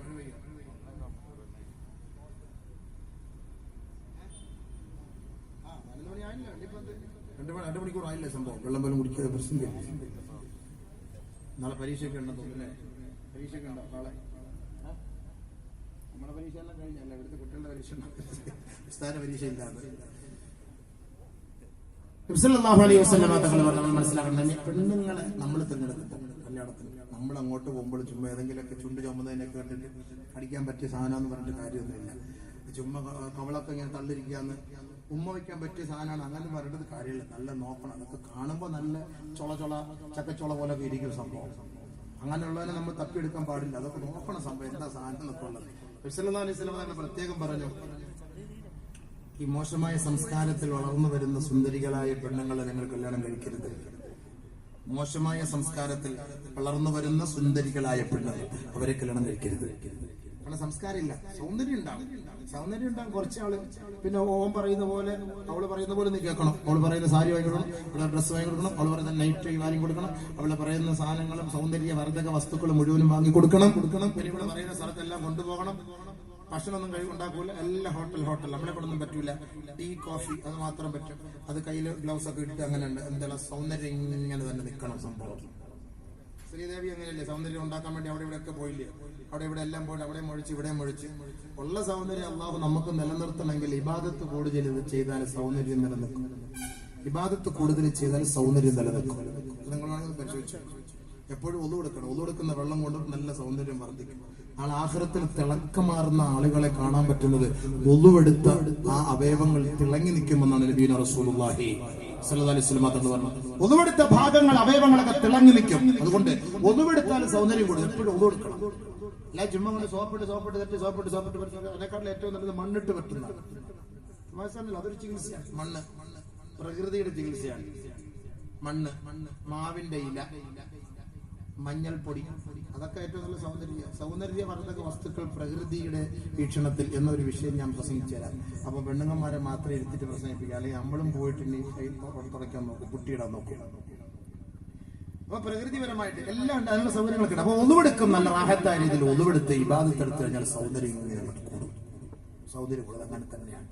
സല്ലല്ലാഹു അലൈഹി വസല്ലം തങ്ങളെ ആയിഷ റളിയല്ലാഹു തആല അൻഹ കണ്ടു ഞെട്ടിപ്പോയില്ലേ? സല്ലല്ലാഹു അലൈഹി വസല്ലം തങ്ങൾ ഏത് ബ്യൂട്ടി പാർലറിൽ പോയിട്ടാ സുന്ദരനായത്? ഏത് ബ്യൂട്ടി പാർലറിൽ പോയിട്ടാ? ഒരിക്കൽ ആയിഷ റളിയല്ലാഹു തആല അന്നയുടെ മടിയിൽ നബി തങ്ങളെ കിടക്കുകയാണ്. ആയിഷ റളിയല്ലാഹു തആല ആകാശത്തേക്ക് നോക്കുന്നു. 14 രാവിലെ ചന്ദ്രൻ തിളങ്ങി നിൽക്കുകയാണ്. നല്ല പ്രകാശം, നല്ല വെളിച്ചം, നല്ല രസമുണ്ട് ചന്ദ്രനെ കാണാൻ. ആയിഷ ബീവി ആകാശത്തേക്ക് നോക്കുന്നു, ചന്ദ്രനിലേക്ക് നോക്കുന്നു, ഹബീബായ തങ്ങളുടെ മുഖത്തേക്ക് നോക്കുന്നു, വീണ്ടും ചന്ദ്രനിലേക്ക് നോക്കുന്നു, വീണ്ടും നബി തങ്ങളുടെ മുഖത്തേക്ക് നോക്കുന്നു. ആയിഷ റളിയല്ലാഹു അൻഹ പറഞ്ഞു, ആ ചന്ദ്രനേക്കാൾ രസമുള്ളത് എന്റെ ഹബീബിന്റെ മുഖമാണ്. അതാണ് സൗന്ദര്യം. സല്ലല്ലാഹു അലൈഹി വസല്ലം തങ്ങളുടെ സൗന്ദര്യം. ആയിഷ റളിയല്ലാഹു തആല നബിയുനാ റസൂലുള്ളാഹി തങ്ങളുടെ സൗന്ദര്യത്തെ കുറിച്ച് പറയുകയാണ്. മിസ്രിലെ പെണ്ണുങ്ങൾ യൂസുഫ് നബിയുടെ സൗന്ദര്യം കണ്ടിട്ട് അവരുടെ വിരലുകൾ അവർ മുറിച്ചു മാറ്റിയെങ്കിൽ ഈ കാലഘട്ടത്തിൽ എന്റെ ഹബീബിനെ എങ്ങാനും ഈ കാലത്തിലെ പെണ്ണുങ്ങൾ കണ്ടാൽ ഹൃദയം പൊട്ടിമരിക്കുമായിരുന്നു. സല്ലല്ലാഹു അലാ മുഹമ്മദ് സല്ലല്ലാഹു അലൈഹി വസല്ലം. യൂസുഫ് നബിയെ കണ്ടപ്പോൾ വിരലൊക്കെ മുറിച്ചു. ഇന്നത്തെ കാലഘട്ടത്തിൽ എന്റെ ഹബീബിനെ അങ്ങാണ് കണ്ടത്. അവരൊന്നും ഒരു പുട്ടിയിടാതെ ഇല്ല. അങ്ങനല്ലേ? പ്രിയവാര്യരെ രംഗത്തേക്ക് കൊണ്ടുവരുന്നതിന് മുമ്പ് ആദ്യം കൊണ്ട് പുട്ടിയിടുന്നുണ്ടോ? അവിടെ കൊട്ടെ ഇവിടെ എല്ലാം പുട്ടിയിട്ട് അതിന് മുമ്പ് അവിടെ ഇവിടെ ഒക്കെ കിട്ടറൊക്കെ ഉണ്ട്. അതെല്ലാം മാറ്റി എല്ലാം കൊണ്ടുവന്ന് എല്ലാം കിടിയെ കൊണ്ടുവന്നിട്ട് വെടി. അതിന് മുമ്പ് വെടിയില്ല. എല്ലാം ക്ലിയർ ആക്കി കൊണ്ടുവരണം. അപ്പൊ നമ്മളും കൂടെ ഇന്ന് നാളെ മുതൽ വാതിന് വരുന്നതിന് മുമ്പ് ഒന്ന് ക്ലിയർ ആക്കിയൊക്കെ വന്നു കഴിഞ്ഞാൽ നല്ല കല്യാണ ആലോചന കാസർഗോഡൊന്നും കിട്ടും. കിട്ടൂലേ? മമ്മൂട്ടിക്ക് 72 വയസ്സെന്തോ ആയി, 67 എപ്പോഴും നല്ല ചുള്ളനായിട്ടാണ് ഇരിക്കുന്നത് അല്ലേ? എപ്പോഴും ചുള്ളൻ തന്നെ. അപ്പൊ അതുകൊണ്ട് ആ രീതിയിലൊക്കെ നമുക്ക് നല്ല ബ്യൂട്ടീഷ്യൻ പോയി നല്ല സൗന്ദര്യവർദ്ധക വസ്തുക്കൾ കൊണ്ടൊക്കെ നമുക്ക് നല്ല ഇതാവും. പക്ഷെ അങ്ങനെയല്ല, ആ സൗന്ദര്യമൊക്കെ അത് കഴിയാൻ തന്നെ അങ്ങോട്ട് പോകും. അറബി ലോകം കൂടുതലും പൈസ ലോക്കുന്നതിന് വേണ്ടിയിട്ടാണ്. ബ്യൂട്ടി പാർലറിൽ പോയിരുന്നാൽ 3 ആഴ്ച 4 ആഴ്ച മുഖം കഴിവില്ല. ജനാപത്തായാലും അതോടുകൂടി തന്നെയാണ് അല്ലാഹു അക്ബർ വലില്ലാഹിൽ ഹംദ്. കാരണം കഴിയാ പൊട്ടി ഇളകി പോകും. 2000 റിയാൽ 3000 റിയാൽ സംഭവമാണ്. ഈ 3000 റിയാൽ എന്ന് പറയുമ്പോൾ നമുക്കിവിടെ 10-45,000 റുപ്യ ഇല്ലേ മുഖത്തൊന്ന് പൊട്ടിയിടണമെങ്കിൽ എന്റെ ചാർജ് എത്രയാണ്? അപ്പൊ ഇതുപോലെ ഒരുപാട് സ്ഥലത്ത് ഗൾഫിലൊക്കെ കാശുണ്ടാക്കുന്ന രീതിയൊക്കെ ഇങ്ങനെ തന്നെയാണ്. പക്ഷെ അതുകൊണ്ട് 2, 3, 4 ദിവസമൊക്കെ കൊണ്ട് അഡ്ജസ്റ്റ് ചെയ്ത് അങ്ങനെ അങ്ങോട്ട് പോകും. ചെറുതായിട്ട് തടവി വിടും. നല്ല കട്ടിക്ക് തടയാൻ മൊത്തം പോകും സംഭവം. എന്തിനാ അങ്ങനെയൊക്കെ പോകുന്നത്? നല്ല നല്ല ഒന്നുപെടുക്ക് ഇബാദത്തെടുക്ക്. തങ്ങൾ അതുകൊണ്ടാണ് പറഞ്ഞ നാളെ ആഖിറത്തിൽ ജനനിബിഡമായ ആ സമ്മേളനത്തിൽ വെച്ച് എന്റെ അനുയായികളെ ഞാൻ കണ്ടുപിടിക്കുന്നത് അവരുടെ ഒതുവെടുത്ത മുഖങ്ങളും കൈകാലുകളും എല്ലാം തിളക്കമുള്ളതായി ബ്ലിങ്കിങ് ആകുമത്രേ. അങ്ങനെ ഞാൻ അവരെ തിരിച്ചറിയുമെന്ന് ഹബീബുനാ റസൂലുള്ളാഹി. അതാണ് എപ്പോഴും ദാഇമുൽ വുദൂആയിരിക്കണം. ഏത് സമയത്ത് നമ്മൾ എന്ത് ചെയ്യണം? വുദൂഅെടുത്തിരിക്കണം. അതുകൊണ്ട് ബഹുമാനമുള്ള സഹോദരങ്ങളെ, നമ്മളിപ്പോ നിക്കാഹ് കഴിക്കുന്നു, കല്യാണം കഴിക്കുന്നു, നമ്മൾ പെണ്ണിനെ നമ്മൾ തിരഞ്ഞെടുക്കുന്ന സമയത്ത് എങ്ങനത്തെ പെണ്ണാണെങ്കിലും ദീനീ ബോധമുള്ള പെണ്ണായിരിക്കണം. സൗന്ദര്യം മാത്രമല്ല. ഒരാള് ബഹുമാനപ്പെട്ട സുഫിയാനു സൗരി റളിയല്ലാഹു അൻഹുവിന്റെ അരികിലേക്ക് കടന്നു വരികയാണ്.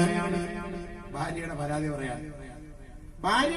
പറയാൻ സുഫിയാനു സൗരി റളിയല്ലാഹു അൻഹു അരികിലേക്ക് വന്നിട്ട് പറയാണ്, യാ അബാ മുഹമ്മദ് അഷ്കൂ ഇലൈക മിൻ ഫുലാന وأنا ذل الأشياء عندها وأحقرها.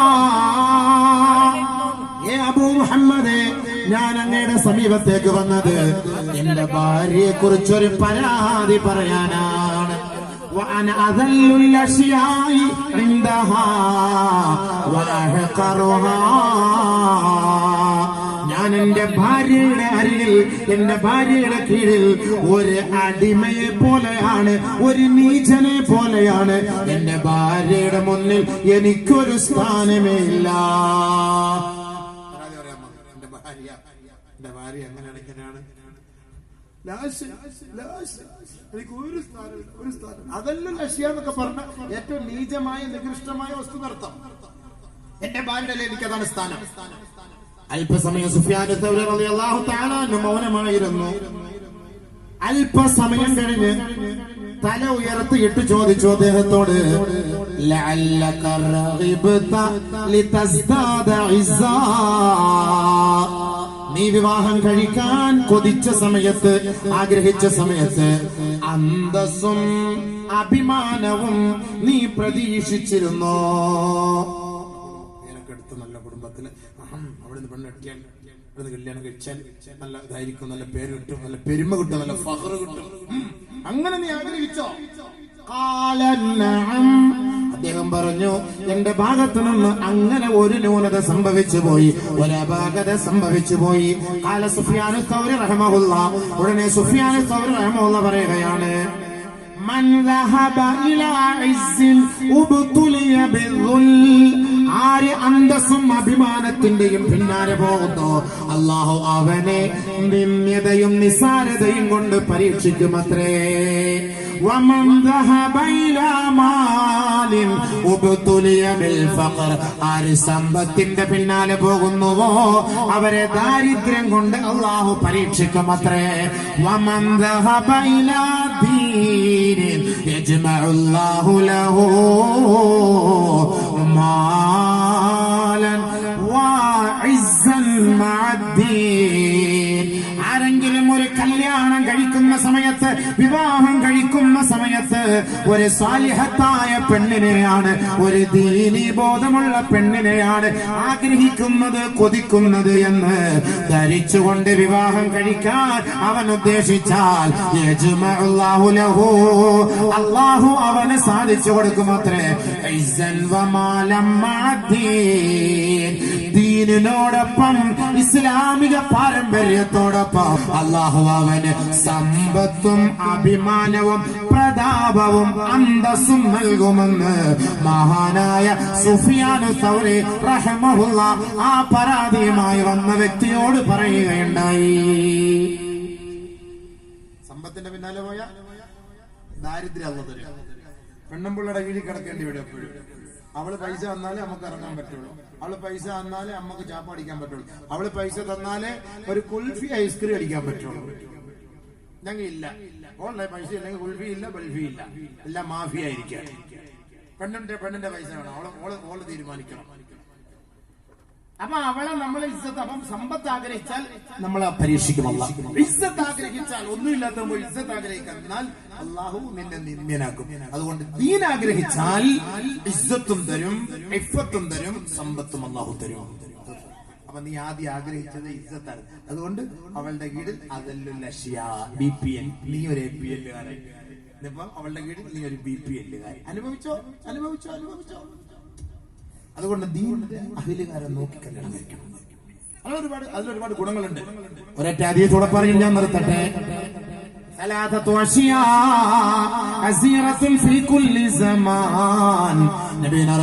തങ്ങൾ പറയുന്നു, 3 കാര്യങ്ങൾ എക്കാലത്തും അമൂല്യനിധിയാണ്, വിലപിടിപ്പുള്ളതാണ്. സംഭവം പറഞ്ഞ ഒരുപാട് അങ്ങനെ അങ്ങോട്ട് പോകും. നമുക്ക് ഇപ്പോഴൊന്നും തീരെയില്ല സംഭവം. എന്നാലും നമ്മൾ 2 മണിക്കൂറായി. 2 മണിക്കൂറായില്ലേ? 2 മണിക്കൂർ തന്നെ കൂടുതലായി. ഇനി ഒരുപാടുണ്ട്. 2 അല്ല 3 അല്ല 4 മണിക്കൂർ തീരാത്ത വിഷയങ്ങളല്ലേ.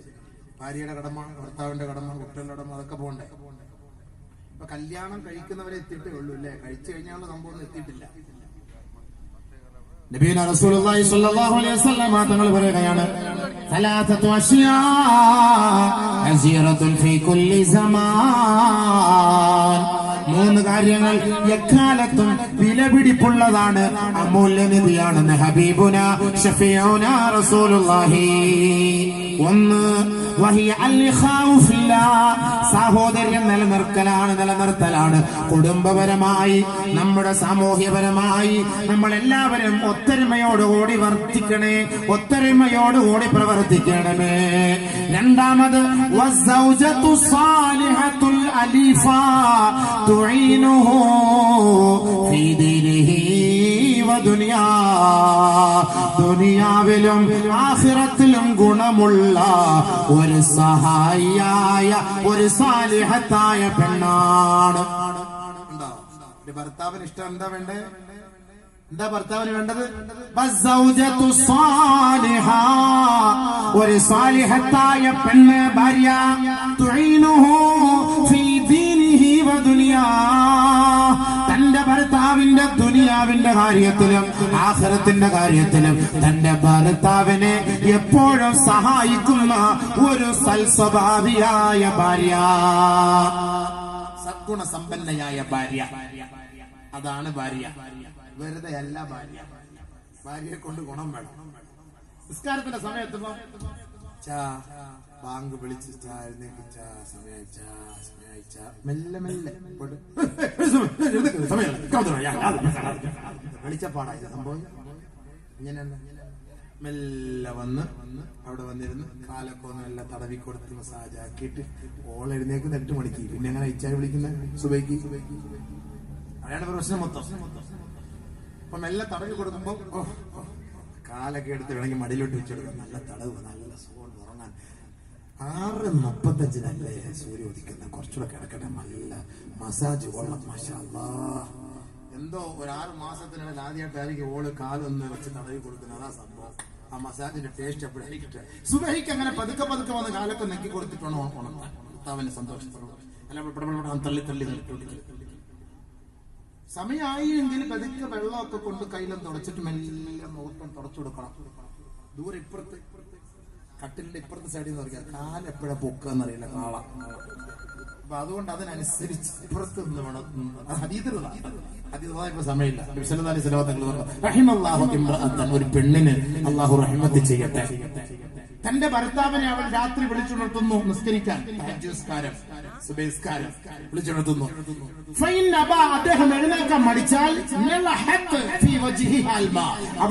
അദ്ദേഹത്തിന്റെ മുഖത്ത് വെള്ളം ഒഴിച്ചു കൊടുക്കണം. ഒരു കോപ്പ വെള്ളം ഒഴിച്ചു കൊടുക്കട്ടെ. അള്ളാഹ് പിറ്റേ ദിവസം തലാഖിന്റെ അവലും കഴിഞ്ഞ് ഇടിയൊക്കെ പാതെല്ലാം റാഹത്തായി. നല്ല പാങ്ങനെ പാല്, മാഷാ അല്ലാഹ്. ഇങ്ങനെ വേണം പാല് പറയാ. ഉസ്താദിന്റെ പാല് കേട്ടിട്ട് ഞാൻ സുന്നത്ത് ഹയാത്താക്കിയതാ. പിറ്റേ ദിവസം ഉണ്ട് അപ്പാ യൂണിറ്റി ഹോസ്പിറ്റലിൽ കിടക്കുന്നു. എന്താ ആശുപത്രി എല്ലാം ഒരു സുന്നത്ത് ഹയാത്താക്കിയതാ. ഇന്നലെ വലിയാരുടെ ബാധ കേട്ടിട്ട് സുന്നത്ത് ഹയാത്താക്കി. ഇത്ര പെട്ടെന്ന് ആംബുലൻസ് ഇവിടെ എത്തുമെന്ന് ഞാൻ അറിഞ്ഞില്ല സംഭവം. അതുകൊണ്ട് വെള്ളം ഒഴിക്കുമ്പോ നോക്കണം, പയ്യെ ഒഴിക്കണം. അങ്ങനെ വെള്ളം അതൊക്കെ തടവി കൊടുക്കുമ്പോ വിഷയമില്ല. അങ്ങനെ എഴുന്നേറ്റ് അവൻ നമ്മുടെ ഭാര്യയ്ക്ക് ഒഴിച്ചു കൊടുക്കുമ്പോ എങ്ങനെ ഒഴിച്ചാലും പ്രശ്നമില്ല. അവൾ അങ്ങോട്ട് സഹിക്കും. അവൾ മെഡിക്കൽ കോളേജിൽ പോലെയാണെങ്കിൽ എങ്ങും പോകില്ല. എന്ത് ചെയ്യാൻ സൈക്കിൾ തന്നെ. നമുക്ക് ഇങ്ങോട്ട് ഒഴിക്കുമ്പോഴാണല്ലോ പ്രശ്നം. അപ്പൊ അതുകൊണ്ട് അങ്ങനെ അവളാ വെള്ളം ഒഴിച്ച് ഭർത്താവിനെ വിളിച്ചുണർത്തി പള്ളിയിലേക്ക് വിടുന്ന ഭാര്യയ്ക്ക് അല്ലാഹു റഹ്മത്ത് ചെയ്യട്ടെ. നബിയുനാ റസൂലുള്ളാഹി അബൂബക്കറല്ല ദുആ ചെയ്യുന്നത്, അള്ളാഹുവിന്റെ റസൂൽ ദുആ ചെയ്തിട്ടുണ്ട് അങ്ങനത്തെ ഭാര്യമാർക്ക്. അതുകൊണ്ട് നാളെ മുതൽ പള്ളിയിൽ സുബൈക്ക് ആളുണ്ടോ എന്നുള്ളത് ഇൻഷാ അല്ലാഹ് നാളെ ഞാൻ അന്വേഷിക്കും. എങ്ങനെയുണ്ടോ നിച്ചാമാരൊക്കെ പള്ളിയിൽ എഴുന്നേക്കുന്നുണ്ട്. സംഘാടകർക്കുണ്ട് കാര്യം വലിയ വലിയ കാര്യം. സംഘാടകര് വലിയ വാളൊക്കെ സംഘടിപ്പിക്കും. ഇക്കരിക്ക് നിസ്കാരമില്ല. അതാണ് ഏറ്റവും വലിയ പ്രശ്നം. കവുങ്ങ് കുഴിച്ചിടാൻ വേണ്ടി 3 മണിക്കൂർ 3 മണി വരെ സമയം റോഡിലേക്ക് നിൽക്കുന്നതാണ്. 3 മണി വരെ 4 മണി വരെ കവുങ്ങ് കുഴിച്ചിട്ടിങ്ങനെ അടയ്ക്ക് കുഴിച്ചടയ്ക്കാമ്മനെ കുഴിച്ചിട്ടാണ് വാളിന് വേണ്ടിട്ട്. സുബൈക്ക് പള്ളിയിൽ പോകുമ്പോൾ മുക്കുരിച്ചായ 2 മുത്തല്ലിമീങ്ങൾ മാത്രമേ ആവും. ഈ നാട്ടിൽ ആരുമില്ലേ? എല്ലാം സുനാമി അടിച്ച് പോയി സംഭവം. ആരുമില്ല. അതെല്ലാം മുക്കുരിച്ചായി 2 മുത്തല്ലിമീങ്ങൾ മാത്രം. അതുകൊണ്ട് യുവാക്കളെ, ചെറുപ്പക്കാരെ, നിങ്ങളെല്ലാവരും നിസ്കരിക്കാൻ പള്ളിയെത്തണം. എന്നാലേ നമ്മുടെ പരിപാടി വിജയിക്കുള്ളൂ. അല്ല ബക്കറ്റ് നിറഞ്ഞത് കൊണ്ടോ കുറച്ച് പൈസ കിട്ടിയത് കൊണ്ടോ വീൽ ചെയർ കൊടുത്തുകൊണ്ടോ മാത്രമല്ല നിങ്ങൾ ഈ പരിപാടി സംഘടിപ്പിക്കുക. ഏത് സംഘാടകരായാലും ഏത് പ്രവർത്തകരായാലും നിങ്ങളുടെ ഈമാൻ അത് അള്ളാഹുവിന്റെ ദർബാറിൽ അത് സ്വീകരിക്കപ്പെടണമെങ്കിൽ നിങ്ങൾ നമസ്കാരമുള്ളവരായിരിക്കണം. അൽഹംദുലില്ലാഹ്, അതാണ് വേണ്ടത്. പള്ളിയിൽ നമ്മൾ ജമാഅത്തായിട്ട് സുബ്ഹിക്ക് എത്തുന്നവരായി മാറിയാൽ അൽഹംദുലില്ലാഹ് ഈ പരിപാടി വിജയിച്ചു കൊള്ളാം. നമ്മുടെ യുവാക്കളെല്ലാം ബാല്യക്കാരെല്ലാം പള്ളിയിലുണ്ട്, മാഷാ അല്ലാഹ്. അപ്പൊ സഹോദരങ്ങൾക്കും മുതിർന്ന ഇച്ഛാമാർക്കും ഒരു സന്തോഷം ഉണ്ടാവും. അവര് നമ്മുടെ പൈസ വെക്കുമെന്ന് കൊടുക്കണം. കാരണം അവന്മാരുടെ നിസ്കാരമുള്ളവരാണ്. അപ്പൊ അതുകൊണ്ട് ഒരു ഭാര്യയെ അള്ളാഹു അനുഗ്രഹിക്കട്ടെ, തന്റെ ഭർത്താവിനെ വിളിച്ചു നിർത്തി പള്ളിയിലേക്ക് വിടണം. ഒരു ഭർത്താവിനെ അള്ളാഹു അനുഗ്രഹിക്കട്ടെ, തന്റെ ഭാര്യയെ വിളിക്കണം. അവൾ നിരാകരിച്ചാൽ നിഷേധിച്ചാൽ അവളുടെ മുഖത്തേക്ക് വെള്ളം തെളിച്ചു കൊടുക്കണേ. അങ്ങനെ അവളെ എഴുന്നേൽപ്പിച്ച് നമസ്കരിപ്പിക്കുന്ന ഭർത്താവേ, അള്ളാഹു നിന്നെ അനുഗ്രഹിച്ചിരിക്കുന്നു എന്ന് ഹബീബുനാ റസൂലുള്ളാഹി റസൂൽ ദുആ ചെയ്ത വാക്കാണ്. ഹബീബായ തങ്ങൾ ദുആ ചെയ്തു. അതുകൊണ്ടാണ് ദുനിയാവിൽ സഹായിയായ ഒരു ഭർത്താവ്, ദുനിയാവിൽ സഹായിയായ ഒരു ഭാര്യ, അതാണ് വേണ്ടത്. ഭർത്താവ് ക്ഷീണിച്ച് വിഷമിച്ചു വരുന്ന സമയത്ത് തന്റെ ഭർത്താവിനെ സന്തോഷിപ്പിക്കുന്ന, സമാധാനിപ്പിക്കുന്ന, സാന്ത്വനപ്പെടുത്തുന്ന ഒരു സൽസ്വഭാവിനിയായ ഭാര്യയാണ് ഏറ്റവും വിലമതിക്കാനാവാത്തതെന്ന് ഹബീബുനാ ശഫീഉനാ റസൂലുള്ളാഹി. ഭർത്താവ് ക്ഷീണിച്ച് വിഷമിച്ചൊക്കെ വരുമ്പോ കയറ്റി ഇരുത്തി സമാധാനത്തോടുകൂടി കുറച്ച് സന്തോഷിക്കും, വിഷമിക്കാതെ പ്രയാസപ്പെടാതിരിക്കും. ഞാൻ വെള്ളം കൊടുത്തരാം, കുറച്ച് പാനൊക്കെ ഇട്ട് 5 ലിറ്റർ കൊടുത്ത് സമാധാനിപ്പിക്കണം. ഉച്ചക്ക് വെള്ളം കൊടുക്കണം, സമാധാനിപ്പിക്കണം. അതെല്ലാം അങ്ങോട്ട് വന്ന പാടെ ഇതൊക്കെ നിങ്ങൾക്ക് പോയതല്ലേ ഉള്ളൂ. നിങ്ങൾ പിന്നെ എന്തിനു മോടി വന്നത്? എന്തോ ഒരു ചെറിയൊരു അസ്വസ്ഥത പോലെ. അത് ആശുപത്രി ഉണ്ടല്ലോ, അവിടെ കയറി ഇഞ്ചക്ഷനൊക്കെ ടെസ്റ്റ് നോക്കിക്കൂടെ? അതാണ് പറഞ്ഞ പോത്ത് ഭാര്യ.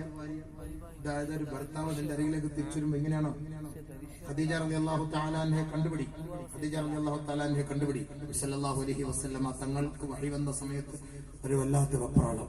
യാ അയ്യുഹൽ മുസമ്മിൽ ഖുമിൽ ലൈല ഇല്ലാ ഖലീലാ നിസ്ഫഹു അം യൻഖുസ് മിൻഹു ഖലീലാ ഔ സിദ് അലൈഹി വറത്തിലിൽ ഖുർആൻ